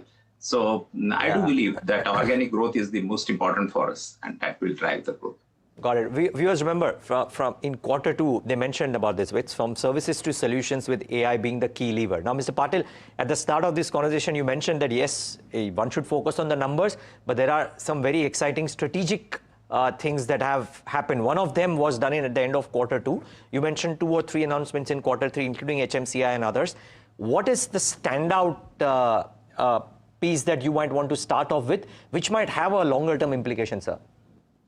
I think all this, because we believe the micro-mobility segment will grow fast. So that's why I think this partnership is very important for us. I do believe the AI solutions we have built are one of the best in the industry because they are specific to mobility. They are highly domain intensive. So I think that will drive growth. Though it won't be like a hockey stick, but it will drive growth in future. And of course, the couple of production programs in which we could really deploy AI, that was some of the very important part during this quarter. So these were some of the highlights. And off-highway commercial, this is where we are seeing a growth. I think, in that sense, if I would say organic, inorganic, we acquired Caresoft, and the whole idea was to really build on off-highway commercial. So in some sense, it's very hard to figure it out later. But I think to some extent. So off-highway commercial also we see as a growth driver. Got it. The other piece is, sir, the macro tone, which you had highlighted at the end of Q2, was looking like improving. A lot of uncertainty was gone. But just seems like to the layman who's not in business but just observing news, that the uncertainty is not going anywhere. So are you still of that opinion that the business uncertainty, a lot of it is behind you, or is it difficult to call that out because it's a moving piece? I would say it is not behind us, but people are dealing with it better and better. People have understood that it is a part of life. So little bit they are dealing with it. It will have an impact, and you know that any day could be different. So nobody can really guarantee that. But I believe there are areas and there are people they are sure about taking certain decisions in certain areas. So it's not like it's a standstill as it was in the early part of the year. Got it. Now, Mr. Patil, it would be wrong to let this end without one key question, because I think when I look at what you've done over the course of, even in Q2, right, Europe was so strong for you. You mentioned in the call too that European OEMs are actually diversifying, maybe becoming more globalized, if you will. Now we have this Europe-India FTA as well, and auto is a big part of that piece. Does this, in some sense, up the business case or the opportunity size for you, or that was there irrespective of this FTA getting signed? So the first thing I would say, it will be very good for both the countries. I think I just made one keynote about Indo-German Business Council last month, 2 or 3 months back, and I basically talked about this because Germany market is small. They have it's not a growth market. So doing strategically with India, that improves their potential. They will come to India. India becomes more strategic. So I'm sure the growth for them will go up. Growth business for us will go up. The second thing I had mentioned that Indian ecosystem will build very strongly, and that's exactly what happened in China. And I do believe that Indian tier ones or manufacturing, that will go up, and the exports will increase. And they will also require for a certain kind of a help in because they are naturally not aware of the complexity of this business. So I think I see it will be a positive overall, we believe, but as you know, it is still 9 to 12 months before it actually starts acting on. Got it. But for you, the piece was anyways working. Does it strengthen that per se, or it would have happened independent because tech doesn't quite know boundaries, if you will? Yeah, that is true. But it will grow because if it is beneficial to my client, it will be beneficial to me. Got it, sir. My final question, because I'm done with the time that I have with you, but I'm going to ask one final question. You kind of grew at a massive pace from FY21 to 25. We know that the pace at some point of time moderates. Maybe FY26 is that year wherein we've seen the first glimpses of that moderation relative to what you've done in FY21 to 25. Is this a blip, or should one get used to slightly more normalized growth rates from KPIT? I will say that there are multiple strategic pivots we are taking. As you know, the KPIT is known for changing the business consistently, and you will hear about it in some time. But we do believe that we'll build it, and actually it takes a little bit of a time to get the pivot into action. But we are very, very excited about medium-term, high-quality, higher profitability growth.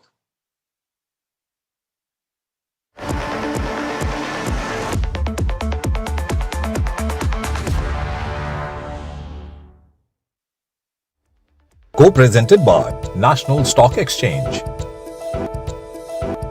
वकील साहब, अच्छी खासी practice है, नया field में क्यों जाना? Manju sister, sister देश का सोच रहे और इसके फ्यूचर का नहीं सोच रहे। SBI लाइफ से अपनी बेटी का फ्यूचर सिक्योर है। तभी तो इनको अपने इरादे पूरे करने का राइट है। पढ़ो पढ़ो, देश की कई बेटियों का फ्यूचर सिक्योर करना है।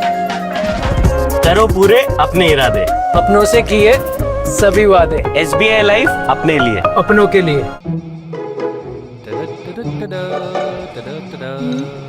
You still haven't opened a bank account. I have been telling you this for a long time. Today, I'll do it. Today is Sunday. Which bank is open on a Sunday? At Bank of Maharashtra, through the video KYC facility, you can open an account even on Sundays and holidays. See, account opened. Open a savings account with Zen Life without visiting the bank. Making life simpler with Zen Life by Bank of Maharashtra. सोचो आप सुबह उठते हो, अपना trading app खोलते हो and your portfolio is empty. Scary है, right? This is the nightmare of getting hacked or scammed online. And here are some basics that you always need to stick to. हमेशा याद रखिए, digital hygiene is a key factor towards safe and successful investment. An investor awareness initiative by SEBI. Presenting iSIF by ICICI Prudential Mutual Fund. Launching two distinct strategies, iSIF Equity X Top 100 Long Short Fund and iSIF Hybrid Long Short Fund. NFO closes 30th January 2026. Investments in specialized investment fund involves relatively higher risk, including potential loss of capital, liquidity risk, and market volatility. Please read all investment strategy related documents carefully before making the investment decision. Nice, yeah. Hey, Mahi, suggest a cool bank जो environmentally conscious हो. SBI coolest है। Really? SBI ने लाखों पेड़ लगाए, waste management projects को fund किया, EV loans पे कंसेशंस दी और रेन्यूएबल एनर्जी को मैक्स सपोर्ट किया। Wow, that's cool. SBI, the banker to every Indian. Truly. NDTV Golf Pro-Am, in partnership with PGTI, comes to you from the heart of South Mumbai at the historic Willingdon Sports Club. The city's classic layout provides the ideal canvas as India's finest golfers share the fairways with the country's top corporate leaders, Mumbai style. Watch at these heights. Presented by The Bold Look of Kohler. Co-presented by Royal Ranthambore Premium Glassware. Associate partner Charge Zone, powering the future, and MG Select. Hello, Moto.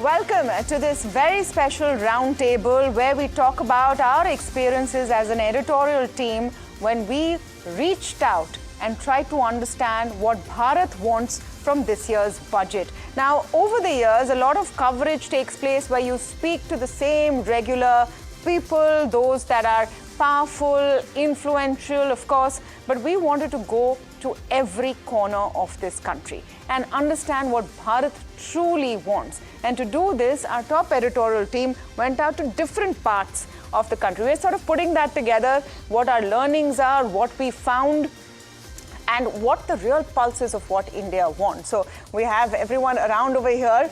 Guys, this was a fun experience and I think eye-opening. Sometimes just getting out of the studio and understanding what people want is so crucial, isn't it? Yeah, I mean, 5 of us went to different parts of the country. One person chose to go out of the country and get the budget estimates going. Yeah, no, but that's a fact. The conversation even in Davos was all about the budget, but we'll talk about Bharat right now, and truly Bharat. No, so why I thought this was interesting was because we split it up between at least 10 or 12 sectors, which were the focal areas or which likely could be the focal areas of this budget, be it capex or be it consumption. And I think the takeaways from either the management or the market guest who was with us or a combination of two really proved to be pretty crucial. Now, not all of this will play out in the budget, of course, but it was nice to get these gatherings and then assimilate what is likely the wish list and then compare it with what actually comes. And a lot of people had fun. I saw people eating chaat, poha, filter coffee. There was an interesting cow gully also, as we talk about, Indore is crazy for street food. It's very tasty, and the amount of variety which is there, it's giving tough competition even to Bombay. Oh, I had the traditional banana leaf and a whole spread. I couldn't eat more than half of it. Yeah. Amazing. No, but then let's just go around and talk about what our learnings were. And Nisha, you went to Bangalore, startup capital. What was the sense there? So, the pulse of the startup and the entrepreneurial culture is becoming very, very important, because a large part of our IPO market is being driven by these startups. Now, the sense that I got from the on-ground conversations with several of these founders and techies is that they think that they will beat Bombay as the commercial capital of India. Well, I, coming from Bombay, having tracked this for 2 decades, I told them, please don't be so sure. Bombay is far ahead, and Bangalore has a lot to reach when it comes to the public market discourse.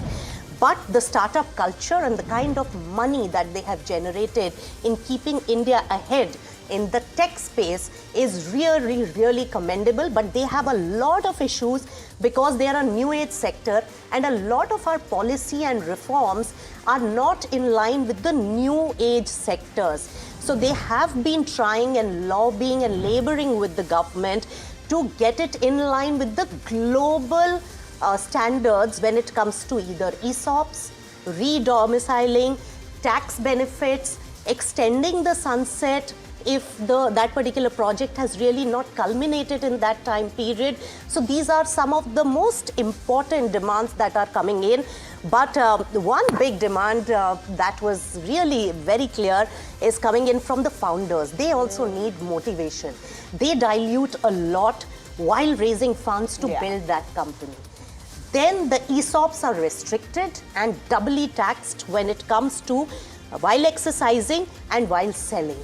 So all this really demoralizes the founders. We have seen many, altercations about how financial engineering has been done, but they were very candid with me off camera that we will not do any financial engineering if by law, by regulation, we are supported and founders are given those ESOPs by way of law when the company is big enough and going for an IPO to create motivation. And from my side, 2 bits, that even for hostile takeovers to be averted, the founders need to have a larger skin in the game. So that particular support is a very big ask coming in from the startups. Yeah, I don't know, in this Bengaluru versus Mumbai debate, and I wonder what our viewers think. I think Bengaluru as a place for new exciting businesses might be pipping Mumbai. So even though we are the financial capital, understanding commercial and money flow is right here in Bombay. That is in Mumbai. So and the information first comes to Bombay, then trickles down to the rest of the country. So I have my biases being in Bombay, and Bombay giving such an important ground to all of us to really grow. It really rewards hard work. And that particular vibe of Bombay is unmatched. The tech talent density, that is very much important in Bengaluru. And if you have an idea over there, the capital is also there chasing there. A lot of seed rounds, a lot of first fundings are happening there. Yeah, but we need to move away from that debate, because this was a Bharat budget, not a Mumbai, Bengaluru. And that was the idea, to go across. And you went to Gujarat, and we saw those amazing visuals, Neeraj, where you saw a lot of infrastructure and focusing on new energy. Yeah, you got to see the roads of Gujarat to believe them. I mean, frankly, we've been talking about it for so long. But the focus on new infrastructure, right? And maybe roads is old infrastructure. But if you see Gujarat, and so then I thought of it. Some of the key renewable energy companies, the Adani Group, a lot of Reliance projects, the group that we went to, KP Group, Wari, all of them are housed in Gujarat. So therefore, it was a perfect place to go to speak to the ecosystem. Yes, the company that we spoke to was KPI, and Gurmeet was along with us. And I think for at least the renewable energy companies, the ask was that there are targets that have been laid out. Thus far, we met the targets, but the world is in a drill baby drill world currently. Can India stick the course of being or developing the X quantum of gigawatt of energy transition that we have outlined for ourselves over the next 2 years. And the budget, people largely expect guidelines for the next 2 years, not really the next 5 years. So that was one. And the other ask that came in was that the industry at large, India Inc., will they be kind of not coerced or compelled, but made to stick to the green emission guidelines that they ideally should for India to meet eventually its target of being a cleaner country. I think those were two simple things that the sector was hoping for. Relaxation in those guidelines? No, they were saying that if an XYZ manufacturing company is supposed to use X amount of green power, are they meeting those targets and can those targets be enforced upon? Because otherwise it's very easy to slip and be to conventional fuel. So I think that was the simple thing. Otherwise, the country's targets are laid out. The budget just needs to run by those guidelines. So that was on green energy and green power. I mean, we did other conversations, I'll come to them.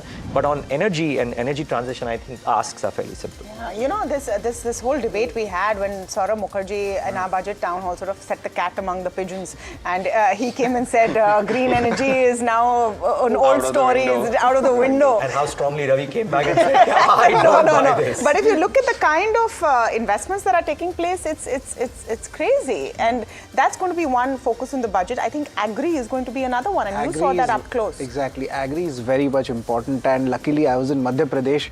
It's technically the capital for soya green and even your grain processing. Now the thing is, there are a lot of farming processing units there. The first industry I went in was the soya industry. Soya industry itself is now getting rebranded. Soya existed earlier also, but now it's becoming the protein thing. The young folks want protein in everything. Especially, so that's the one major source for vegetarians to eat, Exactly. right? For a vegetarian, that's the biggest source. So that itself has picked up. But overall, it has been an agri-processing state earlier, and Shivrajji was already there. So he had pushed in a lot of incentives, and everyone across the state were talking about his policies. That's something which I noticed, and there are larger industries in this space which are doing really well. The volume pickups is happening, but there is a concern. The US markets, they want to actually come into the Indian markets as well. And when they come, remember, they have genetically modified products, and in India you make it like jo dharti se nikla, the But it's same very one clear itself. that India is drawing that red line on the trade deal. And that is what they're liking. What can the budget do on that? Negotiations are not going Trying to ahead. understand what can the budget bring on that? On that budget front, they're just expecting more export incentives, but that can only happen when the tariff issues are sorted. So that is what the definitely industry help with that when Exactly. newer markets open up. The European Union is something which they are also looking at. We had a conversation after that also. So they are very bullish on, but of course we need to know what are the exact technicalities for this industry. It's still, you could say, very unorganized. What is the impact of the GRAMG? How are they looking at that? Because Manrega now has moved to GRAMG. I'm asking from the point of view for the agricultural sector, the availability of labor goes down when you have huge government employment schemes because people prefer those. Right. You know, and then anyone who's an agriculturist then feels the pain. Did you get any insight on that? Yeah, on the front for the farmers, a lot of populist incentives are coming, but the people in the middle, the processing people, they are concerned because their profits are getting killed, you could say. So the overall ground channel check is suggesting that the people in the middle are seeing big pressure, and that's what actually impacting their final selling prices as well. So initially the farmers are getting support, but the processing people, they are getting the pain. You know, talking about exporters, you had a ringside view to, I think, the central focus of pain point as far as textile exporters are. And one of the most beautiful pictures with those sarees going out. I loved seeing that. I believe you saw a fully gold saree. Oh, I saw a fully gold, fully silver saree, first of all. And I'm not talking about thread. I'm not talking about jari work. I'm talking about actual gold saree. You should have bought it because between you buying it and its value right now. You're assuming I had enough net worth to buy 5 kgs of gold. I'm sorry.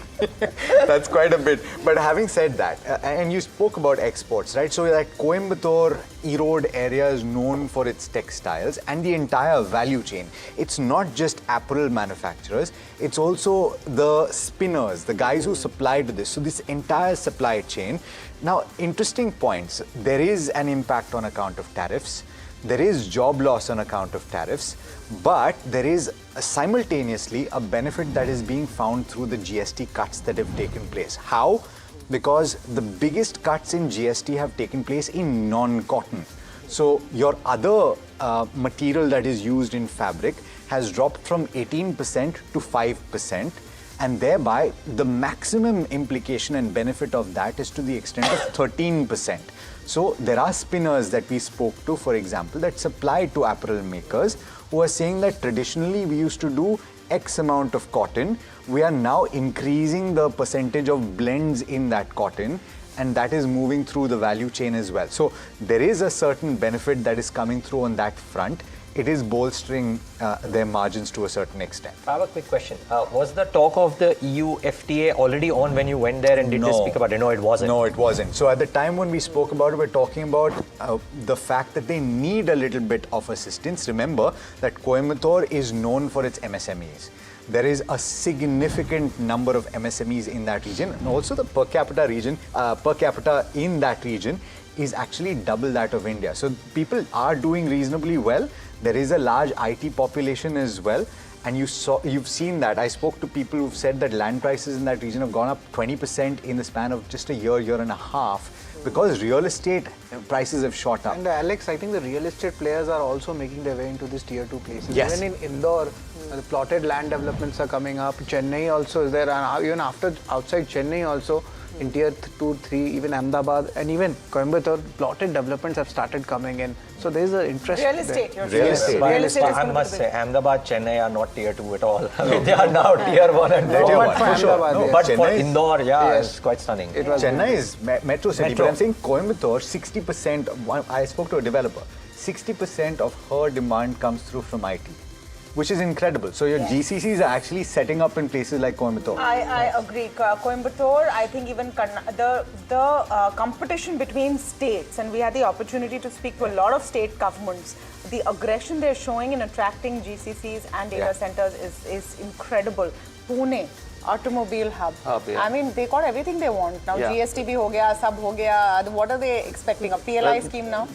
Exactly. They are very happy with the demand side incentives, but one key takeaway from all of the guys, especially auto component guys, was that we've invested a lot in the last 6 to 7 years, transitioning from BS4 to BS6, but there hasn't been too much done in terms of the R&D that we've done. So that was one of the biggest takeaways from the budget, that the research and development that we're spending, almost 2%, 3% of sales, is very less compared to the European guys. So it's a little difficult for us to compete with them in India, especially for the luxury makers. So they are not able to supply to them because they are not investing enough. You know, I think the automobile industry, and I mean, people might not like it if I say this, is one of the most protected sectors in India. Most protected. So that's why every which way, all of the deals that we sign, they are graded in a way where, okay, you'll be fine for the next 10 years, don't worry. So 25 lakhs ki niche doesn't come, and in this FTA has been the case as well. But their interesting point was that we need to spend a lot more in terms of R&D, and for that we need incentives. We don't get that. Actually, just to complete that point, and maybe you can weigh in as well, the move from BS4 that skipped BS5 and went to BS6. That was a very big change. It was a big change. So we spoke to Endurance Tech there, and they are one of the largest exporters to Europe as well. And their point was that we need those R&D incentives. But we also spoke to the luxury car makers. Now, at that time, the FTA was just starting to happen. That conversation had happened, that we are almost very close to signing it. So when I spoke to Mercedes and their management, their point was that we are currently importing parts at 15%, but there is a very high premium range also, that's roughly 5 to 10% of the sales. That gets the high 110% duty. Now that that's come at 40%, they are quite happy, because there some key models which were priced above 2 crores, 2.5 crores went to 3.5 crores because of the import duties. Now that has come down. How many actual units would this be? No, that would be very less, because luxury market is luxury market in India, but it's more of the ecosystem. So, for example, Landmark Cars has almost 40% revenue from Mercedes. Now they are saying the actual sale is okay, but the after service is where they have that 18% margin. They sell the car, they get 3%. They service the car, it gets 18%. But apart from this, the entire supply chain which is there, will that see a bit change also happening, because a lot of reliance is there on the China for the luxury markets in Europe. So will we see some change when especially it comes for the German brands that operate in India, they import a lot directly from Europe in terms of the parts, because they have 15% duty. But now that is starting to change a little bit, because Endurance as a company is also present in Europe with acquisitions. So I think that was one of the key aspects that they highlighted, that they really want to look at that. And the other very quick point was equipment. The parts that they make, they need a lot of equipment which is imported in India. Now if there's a war in China, or if there is some restrictions in China, and the auto companies can't import that machine in India without having to go to the government, and therein lies the problem for them. War in China, I know. No, not war in China, but war in Europe, any restriction like the rare earth happened. So they were saying that whenever something like that happens, we again go through the government, we want to import this machine, give us an approval. And every time they are not able to do that. You mean a trade war kind of situation? A trade war kind of situation, no, supply chain constraint has been one of the biggest problems in the last few years. And for entire corporate India, there will be two very important aspects. More indigenous manufacturing. We have seen semiconductor, EV, battery, rare earth, all of that being given some bit of boost. A lot more of that. Private capex picking up. And the second very important thing is tax dispute resolution in an amicable manner.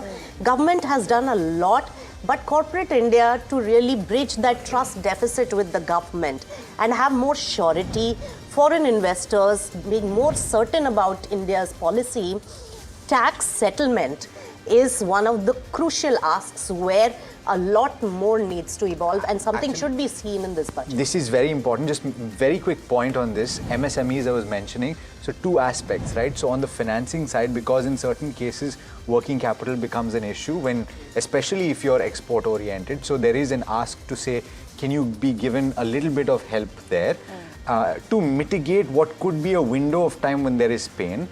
And beyond that also ease of doing business on the tax side, right? Because a lot of these small entities cannot afford setting up a team or hiring a professional to say monitor this on an ongoing basis, because I want to be compliant. I don't want to be punished because I've made a mistake. No, so if you listen to the last, I think, 5 budget speeches, faceless dispute resolution, the ease of doing business have been all the key words. Now, is it translating or not? I suppose you wanted to comment. No, just that I think over the last 20 years that I've done the budget, this has been the ask. The ease of doing business, better tax resolutions for both global and local investors. And we just had the Tiger Global case coming up as well, right, in some sense. So, for a perennial ask, how much forward can we move on some of these remains to be seen, but steps need to be taken. On Tiger Global in particular, there has been an ask that the dispute of any kind, an investigation, be closed in 1 year, because these funds have a lifeline. And they shut the fund, but they provision that amount for 7 years. It's a loss. So that's one very important ask coming in, that faster resolution, because the fund has a limited life. And apart from this faster resolution, there is a demand for stability in the policies. Every 6 months, 12 months. No, but that I think to be fair, because you've had the same government now pretty much for 11 years, you've had clear direction. So some things they have not moved from at all. So, just to round off, and I know we're talking about Bharat, but I think most of the Davos promenade was dominated by Bharat, to be honest. There were constant complaints that Hotel Europe has been taken over by the Indian Pavilion. So just very quickly, of all the key movers and shakers that I spoke to, from the market's perspective, long-term capital gains, relief, reduction, do something to bring back foreign investors and FPIs. That was one.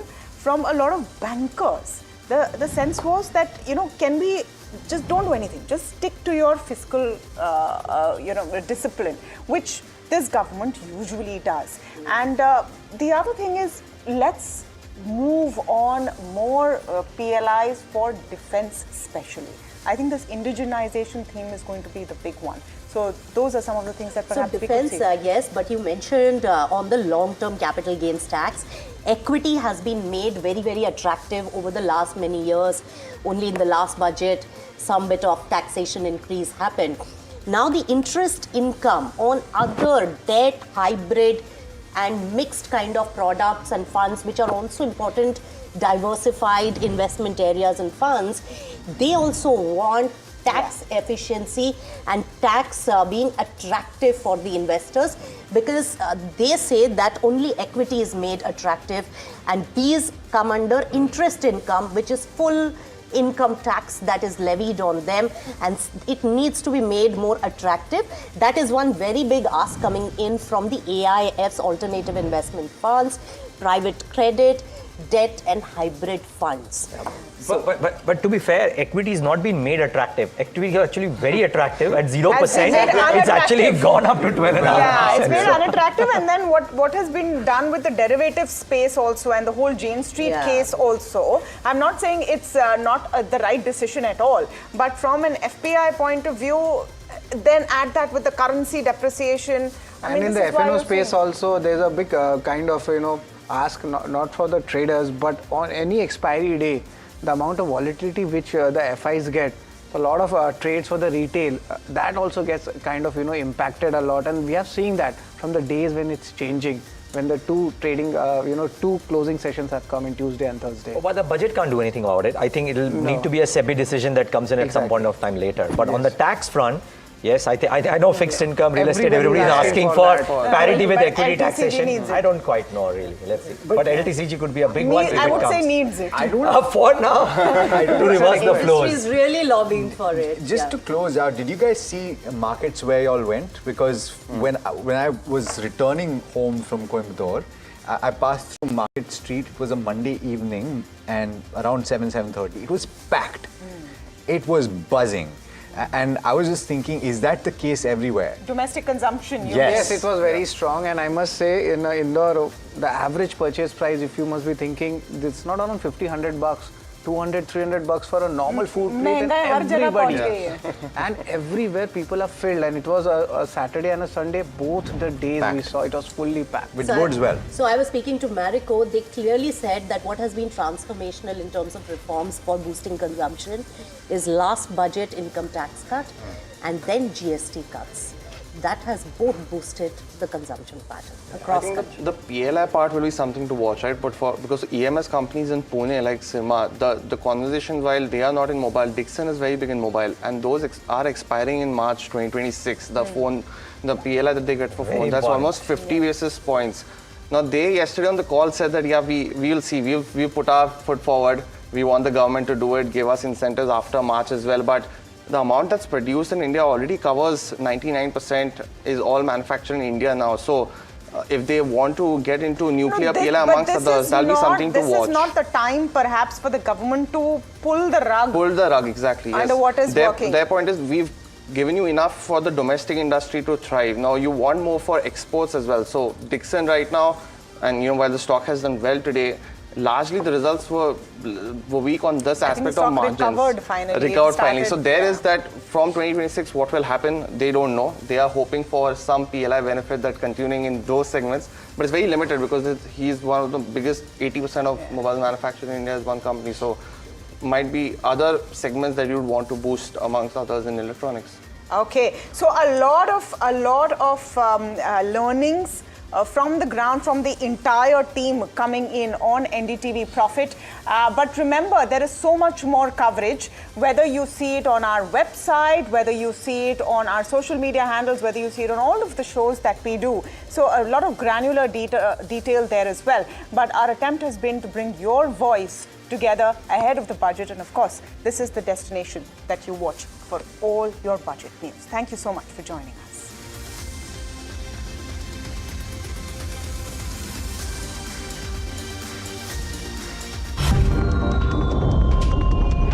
Well, we are on this budget yatra, and we are in the midst of a solar field, and we are at the KP Group's facility in Sudi in Gujarat.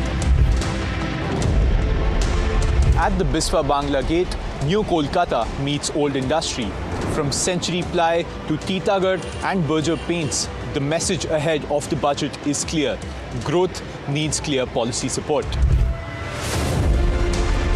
NDTV Profit is in Indore, India's cleanest city. But in store, we are going to look after Indore's nightlife, what are the industries, and of course, the industry's budget expectations. NDTV Profit has travelled all the way to Lucknow. This city is known for its delicious Awadhi food. This city is known for its tehzeeb. And this city is known to be one of the top 5 GDP contributors to India's development.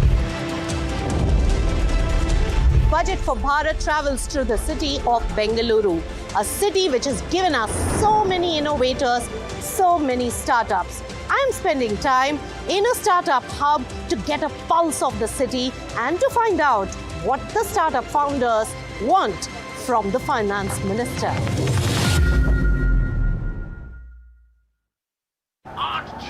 रश्मि, हाँ? ये madam बड़े शहर से छोटे शहर बसने जा रही है, बताओ। Uncle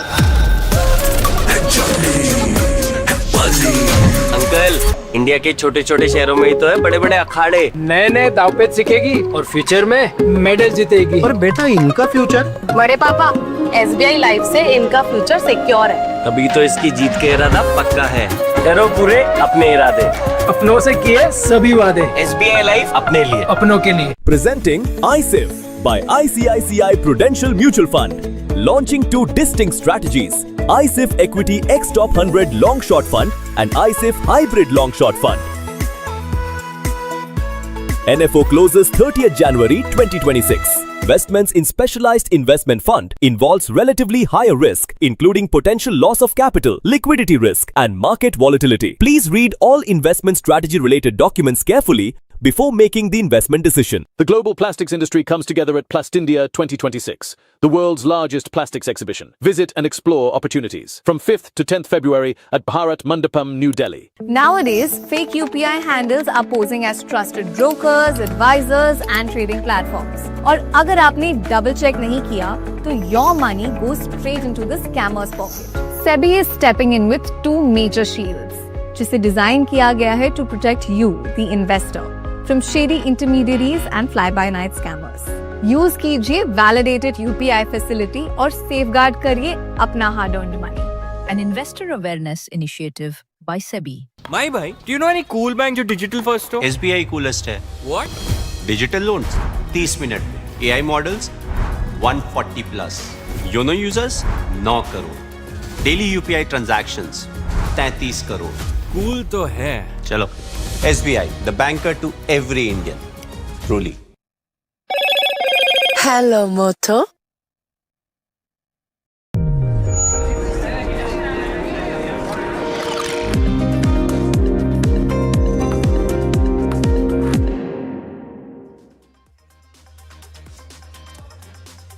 Hello and welcome to NDTV Profit. My name is Puneet Zaveri, and over the next hour or so, we'll try and solve all your queries right here on Ask Profit. Before we do that and a lot more, let's quickly look at how the markets are doing, because it's been a very interesting session in the sense that there was anticipation of a downtick in the implied open, and it started off like that. We've seen some bouts of buying across the last hour and a half, but then again, we're still continuing that 100 points downtick just below the 25,300 level. When you look at the heat map for the Nifty 50, it will also give you that perspective in terms of the key stocks. Stocks like Hindalco were down and out at the start of the trading session for the heat map, down almost 5% at the start of the trading session, largely continuing to do so. Apart from that, Infosys, JSW Steel, HCL Tech also down in the red. In the greens though, ITC as a result, largely what Mahima told us was in line. So you're seeing a green on that, up 1.2%. It's been a stock that's been impacted because of the increase in duties on cigarettes, and hence this quarter was important in terms of what comes out of the commentary. Nestle, Tata Consumer, Apollo Hospital. So FMCG staging a comeback after being down and out in yesterday's trading session. Also, let's look at the sectoral heat map now. Before I toss to Mahima for the broader markets, because yet again, in terms of the sectoral heat map, you're seeing consumer durables, FMCG, as I mentioned, defense, media continuing to be in the green. While on the reds, metals have actually just reversed all those gains, and Hindalco definitely one of the culprits of that. The IT, CPSE, energy, all down and out in the red right now, and you're seeing Vedanta cutting that stake on the screen down. So Hindustan Zinc, which has been one of the key winners along with Hindustan Copper, is down today. But Mahima, overall in the broader markets, lot of results reactions today. But what are you picking up? So there's more action in the small cap space today as compared to what the mid cap is doing. The mid cap 150 is largely flat, down by about 0.06 odd %. But the small cap 250 is in the green, up 0.6% as we speak, and at its day's high point. Let's quickly pull up the advanced decline ratio as well, because that will give us a picture as to how that chart is looking like. It has diverged, and of course right now we have more advances as compared to declines, so slightly skewed towards the buying segment. But the BSE 500 will give you a picture as to what are the counters that are doing well and what are not performing well. Vodafone Idea leading the pack, up 12%, followed by something like Vedanta Textiles, up 7.6%. Star Health up 6% as well. Raymond Limited doing fairly well, up about 5 odd %. But on the flip side, you have counters like Hindustan Zinc, as Puneet mentioned earlier, down 7 odd %. Nalco down 8%. So the metal pack seeing profit booking today. Hindustan Copper, which was locked in upper circuit yesterday, down by about 7%. Vedanta also down 7%. Something like a Deepak Fertilizer, Hindalco also down by about 5 to 6% each. So that's with regards to where the markets are concerned. But Niva bupa is another counter that is in focus, and this is on the back of its numbers. To discuss as to how the quarter has gone by and how things are shaping up for the counter, we are joined by Vishwanath Mahendra, who's Executive Director as well as CFO of Niva bupa Health Insurance, joining us now. Mr. Mahendra, thank you so much, first of all, for taking out the time. My first question to you is, with regards to the loss which is reported. Just want to understand that this is largely driven by the one-time acquisition cost versus, the underlying claim of inflation that is there. Just want to understand as to what describes that number. Yeah, good morning, and thanks for inviting me to the show.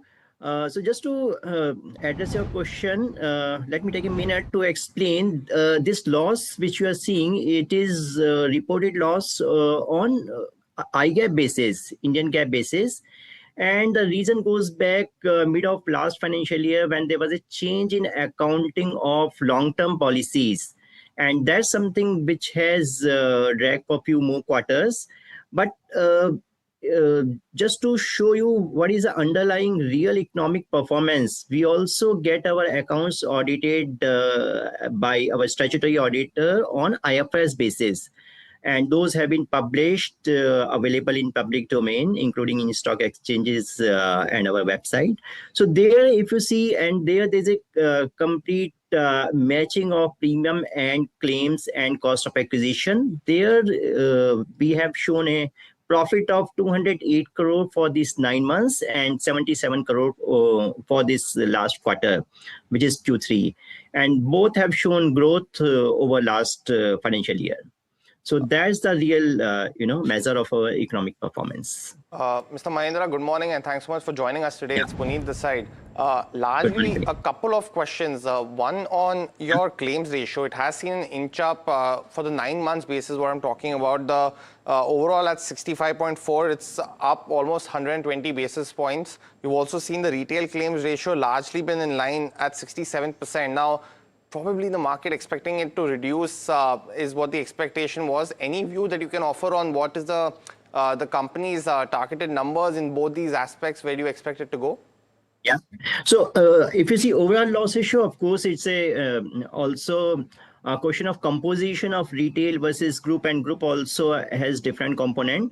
But retail health loss ratio, like you mentioned, it is 66.9, which is a shade below last year's 67%.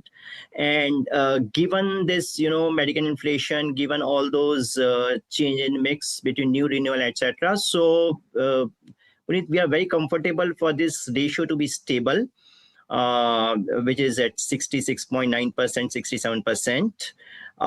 And good thing is, with increase in volume of new business, we are able to negate that impact of change in mix as well as medical inflation.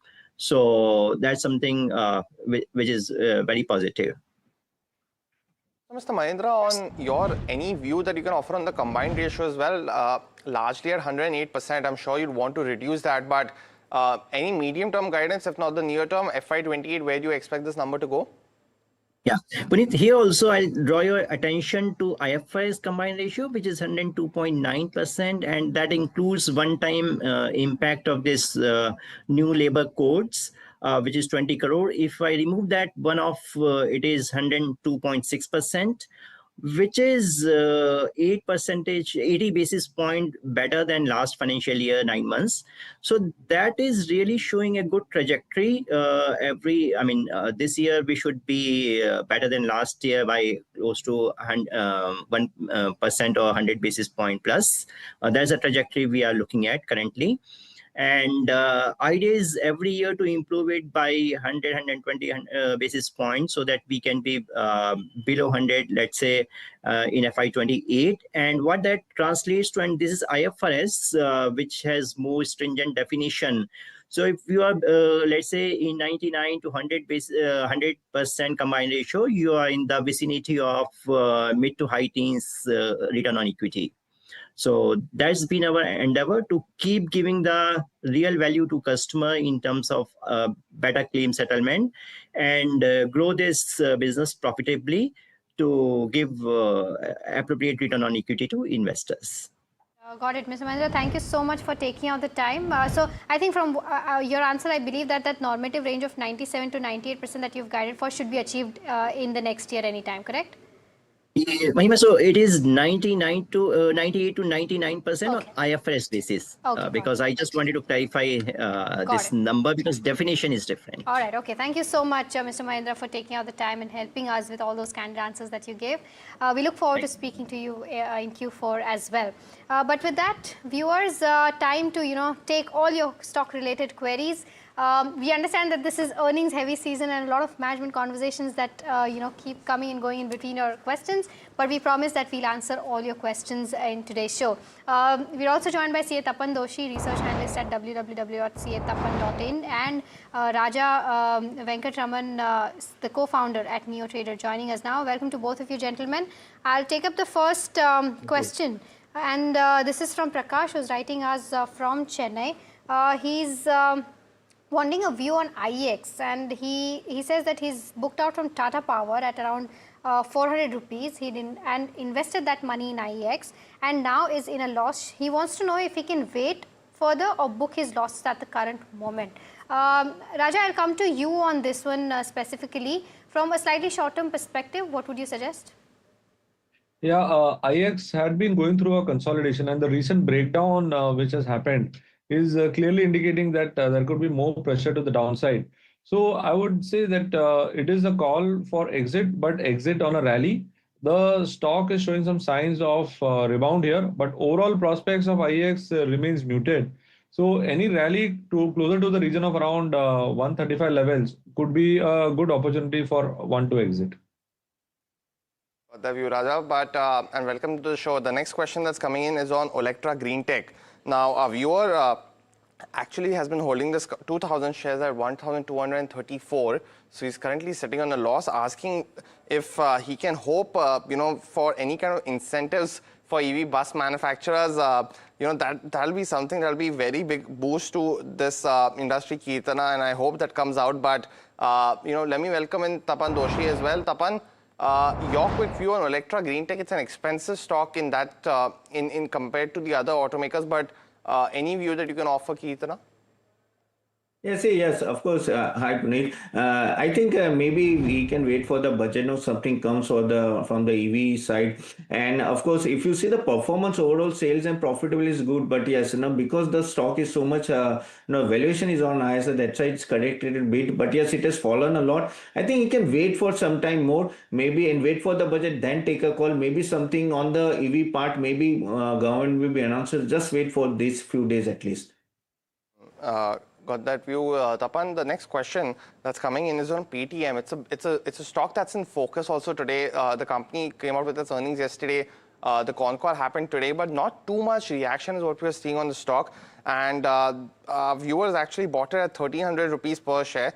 Currently, a little bit down and out from those kind of levels for Rohit. But Raja, he's asking if there is any expectation on the charts to go back to the 1,300 level since he's a short-term investor. The NBFC baskets have been holding on well, but Paytm unfortunately spent a lot of time in consolidation. And the recent crackdown, which has happened in the last few days, has been quite severe. So I feel that we could experience more decline here. Yes, the entry point was at the right juncture where the movement could have set off on either side. But right now, I'm seeing that the floor is right now only at 980, so there could be further decline here. So it's best that use the low for the day as a stop loss, and if it travels anywhere below 1100, it will definitely be a call for exit. Got the view, Raja. But the next question that's coming in is on KPI Green Energy. Now, Srikar from Andhra Pradesh had asked us this question. He's asking, holding 961 shares, but he's not actually mentioned his buying price, unfortunately. But Tapan, your view on this particular stock, should Srikar continue to hold? See, the stock, of course, that has also fallen a lot. And see, overall, we know that green energy is going to the rough time now. All the stocks are falling a lot. But I think you can wait for some time. And the results overall was okay, not so great, but yes, it was comparatively okay. And I think things will be settling down in next 1 or 2 quarters. I think bottom is somewhere near only. He can wait for some time or 1 or 2 quarters. I think things will be better from here. Got that view, Tapan. The next one that's coming in is on Motilal Oswal. Now, our viewer Suman from Kolkata actually holds roughly 23 shares bought at 885 rupees per share, asking if she should continue to stay invested or exit. Tapan, let me come back to you, because post hitting that high, the stock's seen a consistent correction. The recent Q3 results also didn't enthuse the street as much. Your view, should she continue to hold, average down? What would you recommend? No, I'll not suggest him to average down here, no, because the broking business is facing a tough time, and no SEBI regulation is actually impacting the volume. And still, I think more discounting will be there in future also. So my suggestion is how they will convert into more for wealth management. That will take time. To don't average. I think she can wait. If it comes up, no, she can exit also. My suggestion: exit from the broking business. Okay, all right. So that's the view coming in on Motilal Oswal. The next question that we have is from Yashwant, who's writing us from Bengaluru, asking about Gujarat Fluorochem. He's bought at the levels of 3,700. Can we try to pull the charts up? Experiencing a loss of around 17% is what he's saying, and wants to know if he can hold or exit from a short-term perspective. Raja, I'll come to you on this one. What's the view like for charts of Gujarat Fluorochem? Yeah, the chemical basket has been having some pressure, and they have been performing in pockets. And currently, as far as Gujarat Fluorochem is concerned, the stock has been pressured ever since almost for more than a year now. And the pressure continues to dictate the flow of movement. So I feel that the stock could be more pressured. So it's a best to exit right now. Yes, there may be an interim rally, but that will be used to sell into. So one can actually either keep a stop at 2,900 or use rallies towards 3,100 as an exit criteria. Got that view, Raja. The next question, it's on FMCG Industries. It's a auto ancillary play that's actually done well for its investors. Let's pull up the one-year chart very quickly. Gaurav Kasera from Pune is actually holding 30 shares at 2,107. So very close to the current market price, but there you go, over 50% return for all investors who got in at the right time. Tapan, his question largely is, if he can add more for the next 6 months to 1 year, what would you recommend? Yeah, the stock is good, even the performance is good, and I think he can add maybe around 2050 little bit if it comes down. No, overall their management commentary is good, and as the automobile industry has done well in next few quarters or so, I am expecting it will do well. I think this stock may also do well as an auto and say company. So yes, hold it. I think in 1 year it may give you a decent return. Okay, all right. So that's the view coming on FIAM. But the next question that we have is from Suresh, who's writing us from Pune. I think he's asking about electro steel castings. He's bought at the levels of 98 and wants to know whether he should hold or exit this counter. He's holding around 600 odd stocks of this company. Raja, I'll come to you on this one. Your view on the charts? Yeah, definitely the stock is headed lower, and from the time of entry, it has come down quite a bit. But what I would say is if one can hold on with a stop loss at 65 and wait for a rally here, so that rally again will place some pressure, but then you can actually buy into the stock at the current levels because a rally can emerge closer towards 115 levels. Got that view, Raja. The next question coming in the hospital space. Now, Jay Krishnan, he is a regular viewer from Kerala. So thanks so much, Jay Krishnan, for sending us your query. It's on Apollo Hospitals, bought at 7,463, asking what he should do for the next 6 to 9 months and if it's a good time to add. Raja, on the valuation front, Jay Krishnan, do have a look at it. But Raja, on the charts, is it a good time to add this stock? Yeah, it's a perfectly good time to add the stock. The stock has been going through its paces. Yes, the stock is a good mover as well. So the recent decline which we saw in the last week has now resulted in some good base getting formed. So I would feel that this is a good point to add. With the stop loss below 6,700, it could be a good bet for some upside in the next coming months. Got it, Raja. The next question that's coming in is on 5-Star Finance. Now, Meena is actually writing us from Kuala Lumpur for this query. Thanks so much for sending us your query, Meena. Asking that if it's a value pick and a good one now for some time in the future. Tapan, it's a stock that's gone through its fair share of correction. Would you consider it a value pick, a value trap? What would you recommend? No, yes, 5-Star business has gone down a lot, but yes, at this valuation, I'm quite comfortable. Even the past few quarters, of course, result was a little bit shaky, but I think as the interest rate coming down and in future, management is also positive. Yes, at this level, you can enter and you can enter at a SIP level. I think it may do well in next 1 year. All right, okay. So that's the view coming in on 5-Star business. But the next caller that we have, Manav, is calling us from Gurugram. Manav, hi, a very good morning to you. I believe you have a question on NTPC. Hi, good morning to everyone. So today I have a query on NTPC, which I have 50 shares at an average price of 350, which I purchased I think 14 to 15 months back. Okay. And so the stock was in a very consolidation mode, it went to somewhere around 320, 325 levels, but I had, in the hope that I should hold on to it since this is a power sector and, the project takes a long time to, get into energization and, they take a long time.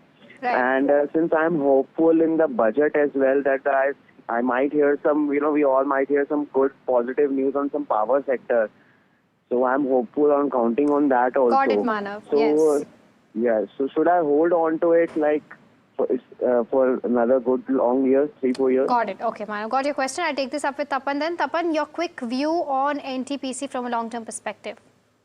Yeah, NTPC valuation is okay, and even he should wait for the budget, let something come out from the budget, and at this valuation he can hold it. I think this stock may give you a steady return. It will not run away, but I think decent return you can expect. So please hold the stock. Got your view, Tapan. The next question coming in from Satyan, who's also a regular viewer and has been flouting the rules recently by sending a couple of them together. But Satyan, I can take only one question, and it's on Schaeffler. He bought it last year at 4,000 rupees per share, asking if, and it's currently sitting on a loss of almost 10%. So he's asking if we should continue to hold. He has mentioned that he wants to, probably shift to something else. But Tapan, as a stock, not cheap yet again, but that MNC tag does help to maintain those valuations. Any view that you have on Schaeffler? If you looked at the recent results the last couple of quarters, what would you recommend? See, last couple of quarters results are okay, not a big jump, but I think this stock is comparatively decent. Okay, and if we can hold for another 6 months, 1 year, I think this may do well. I think capital cycle is coming up, capex are spending, and this stock also may do well. So I'm positive on this stock. Better to wait for some 2-3 quarters more. It may give you better return. All right. Okay. So that's the view coming in on Schaeffler India, but.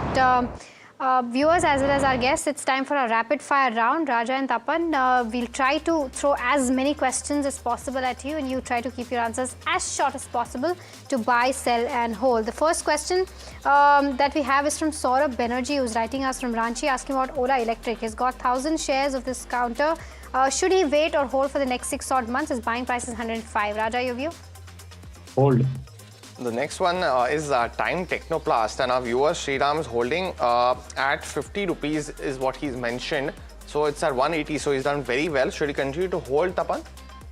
Yeah, hold with stop loss. Okay, the next one is from Devendra, who's writing us from Hyderabad, and he wants to deploy in IT companies. Tapan, what would your pick be? Yeah, it may be Coforge. Lenin from Hyderabad is asking if it's a good time to enter Bajaj Finance at the current price. Raja, would you recommend? Yeah, Bajaj Finance is a good pick, and with the budget coming up, this is the right time to enter Bajaj Finance. Tata Technologies is the next one. Deepak from Dubai is holding 100 shares at an average price of 1058. Should he continue to hold or exit? Tapan, your view? Hold it. Valor Estate is what Kavita is holding from Australia at 1,700 shares at 178. So she's currently sitting at a loss. Is there any view, Tapan, on this counter? Yes, she can hold for 1 quarter more, see the result, otherwise exit. Okay, Endurance Tech is the next one. Dr. Lavanya from Eluru is holding at the levels of 2,600 and 200 shares is what she's holding. She wants to know if she can continue to hold this or average out. Raja, your view? Yeah, I would not I would not recommend averaging out, but one can continue to hold. On Vedanta, Raja, what's a good level to exit is what Sridhar is asking. He holds it at 690. What rate can he exit in profits? Yeah, so I would say that instead of thinking about exiting, I would be looking to buy it on dips. So buy it close to the levels of around 650 levels and continue to hold because the stock has got a lot of promise. The stock has just started moving out. Grease Cotton is the next one. Shyam Kumar wants to know if he can continue to hold this from a long-term perspective. Tapan, your view? Yeah, hold it. CIAT bought at 3,850 for the long term, Tapan? Yes, good stock, hold it. Okay, Vanitha from Kuwait is asking whether she can add cams at the current levels or not. Raja, your view? Yeah, I would recommend no. The next question is coming in on Devyani International. Our viewers bought at 150. Is this the right time to accumulate more, Raja? No, the QSR is not going through good pace. No. Okay, Amara Raja is the next one. Pushpakant from Chennai wants to know if he can go ahead and invest at the current levels. Tapan, your view? Yeah, valuation is okay. He can enter. A difficult question, Raja, for you. Hindustan Copper, if it's a good time to enter for the next 4 months. One should buy in parcels. That will be the best bet. One should not exit. Got it. Well, it's a wrap on this first round of the Rapid Fire in this edition of Fast Profit. Tapan as well as Raja, thanks so much for helping us solve all the stock-related queries along with the Rapid Fire. We wish you the best. But viewers, time for a very short break. Lots more action and stock queries getting resolved on the other side. Stay tuned.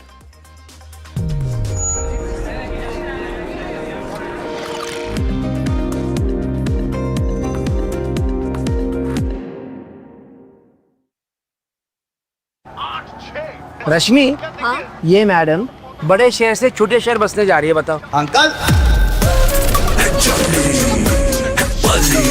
Uncle, India के छोटे छोटे शहरों में ही तो है बड़े बड़े अखाड़े। नए नए दावपेच सीखेगी और फ्यूचर में मेडल जीतेगी। और बेटा, इनका फ्यूचर? बड़े पापा, SBI लाइफ से इनका फ्यूचर सिक्योर है। तभी तो इसकी जीत का इरादा पक्का है।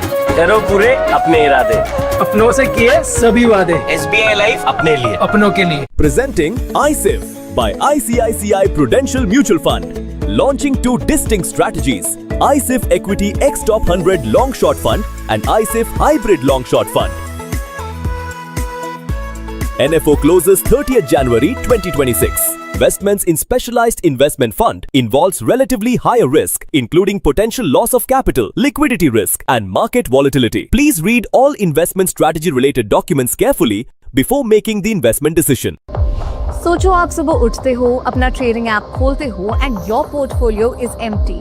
Scary, right? This is the nightmare of getting hacked or scammed online. And here are some basics that you always need to stick to.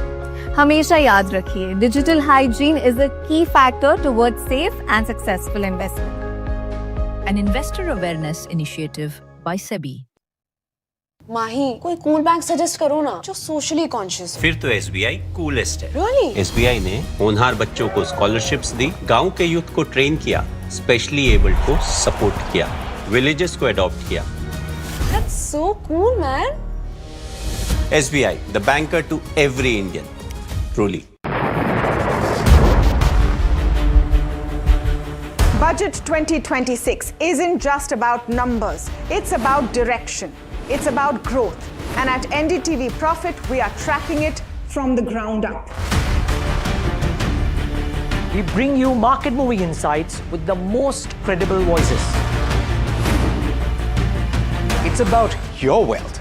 We bring clarity that will define your financial future. From the heart of the capital to the pulse of the streets, we decode the budget for you, for your profit. Budget 2026, the growth agenda. Co-presented by SBI Live. अपने लिए, अपनों के लिए. Introducing Motorola Signature. Don't blend in, stand out. Co-powered by SBI, the banker to every Indian truly. NDTV Golf Pro-Am, in partnership with PGTI, comes to you from the heart of South Mumbai at the historic Willingdon Sports Club. The city's classic layout provides the ideal canvas as India's finest golfers share the fairways with the country's top corporate leaders. Mumbai style. Watch at these times. Presented by The Bold Look of Kohler. Co-presented by Hello, Moto.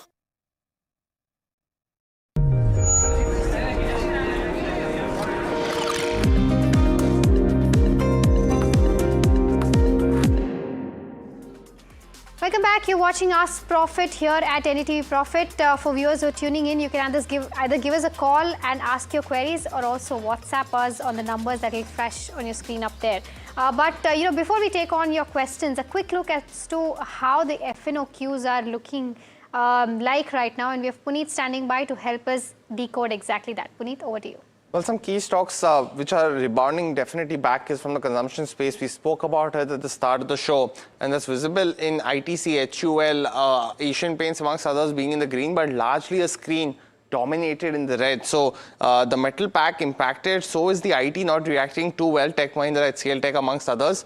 When you also look at the key aspect of BankX, and we'll get to that in just a bit. For the Sensex, of course, there's not been too much change in open interest, but largely continuing to be in the premium. For BankX specifically, you're seeing Yes Bank, IDFC First being the most active and the top trades in that space based on volume. In terms of for BankX, that's largely the picture there.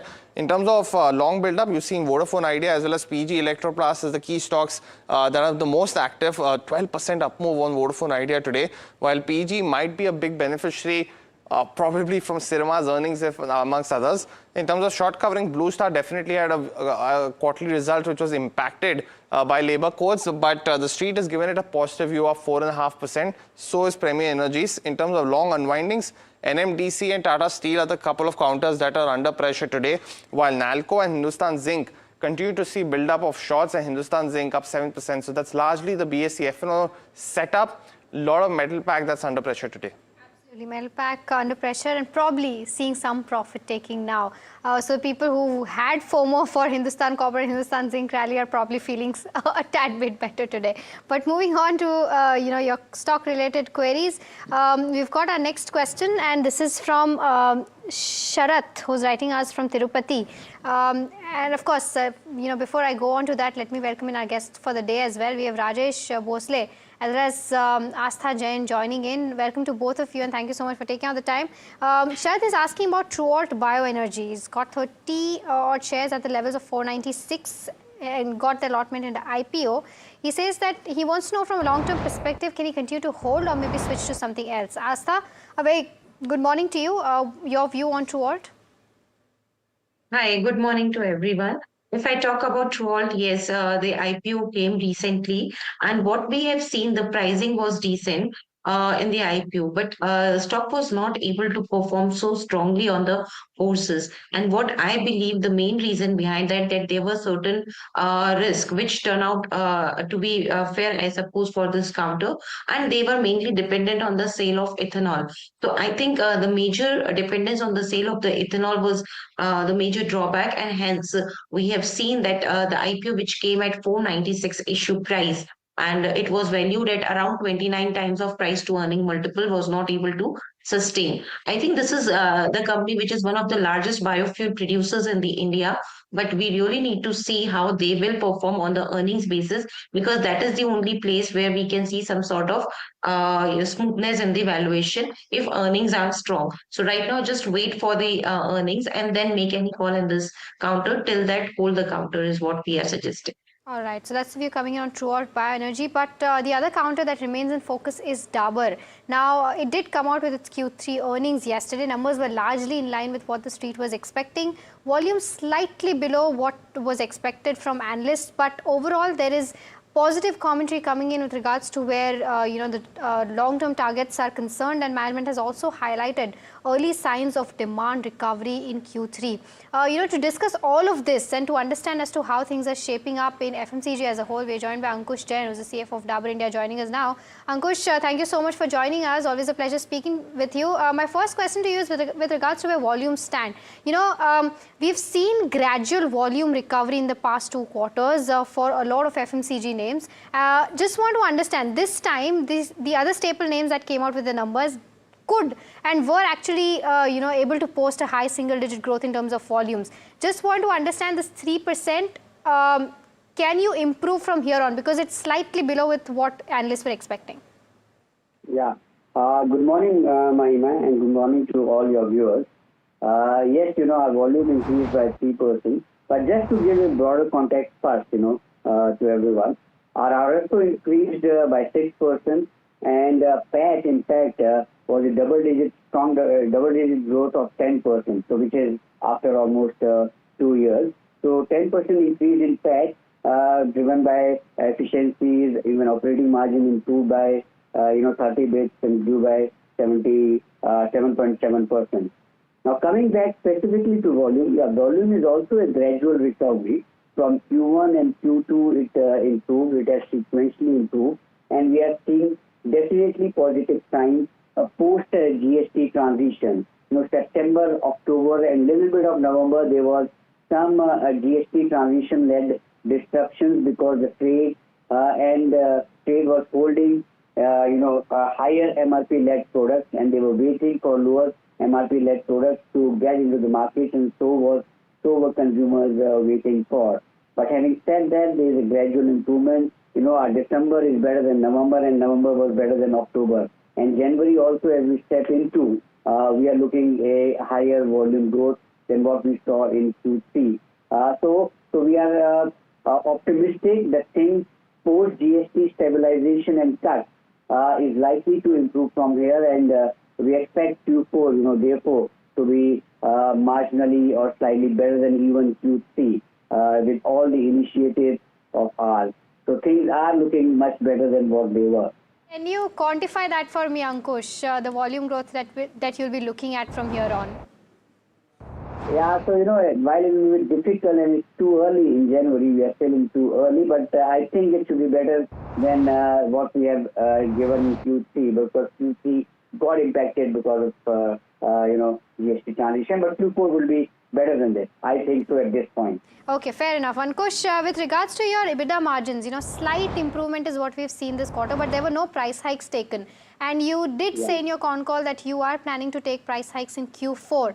Just want to understand that from here on, because now we've seen easing in terms of where raw material pricing stands. So is there scope of improvement in margins? If yes, from a slightly long-term perspective, let's say FY27, do you think you'll be able to come back to that 21% range of margins?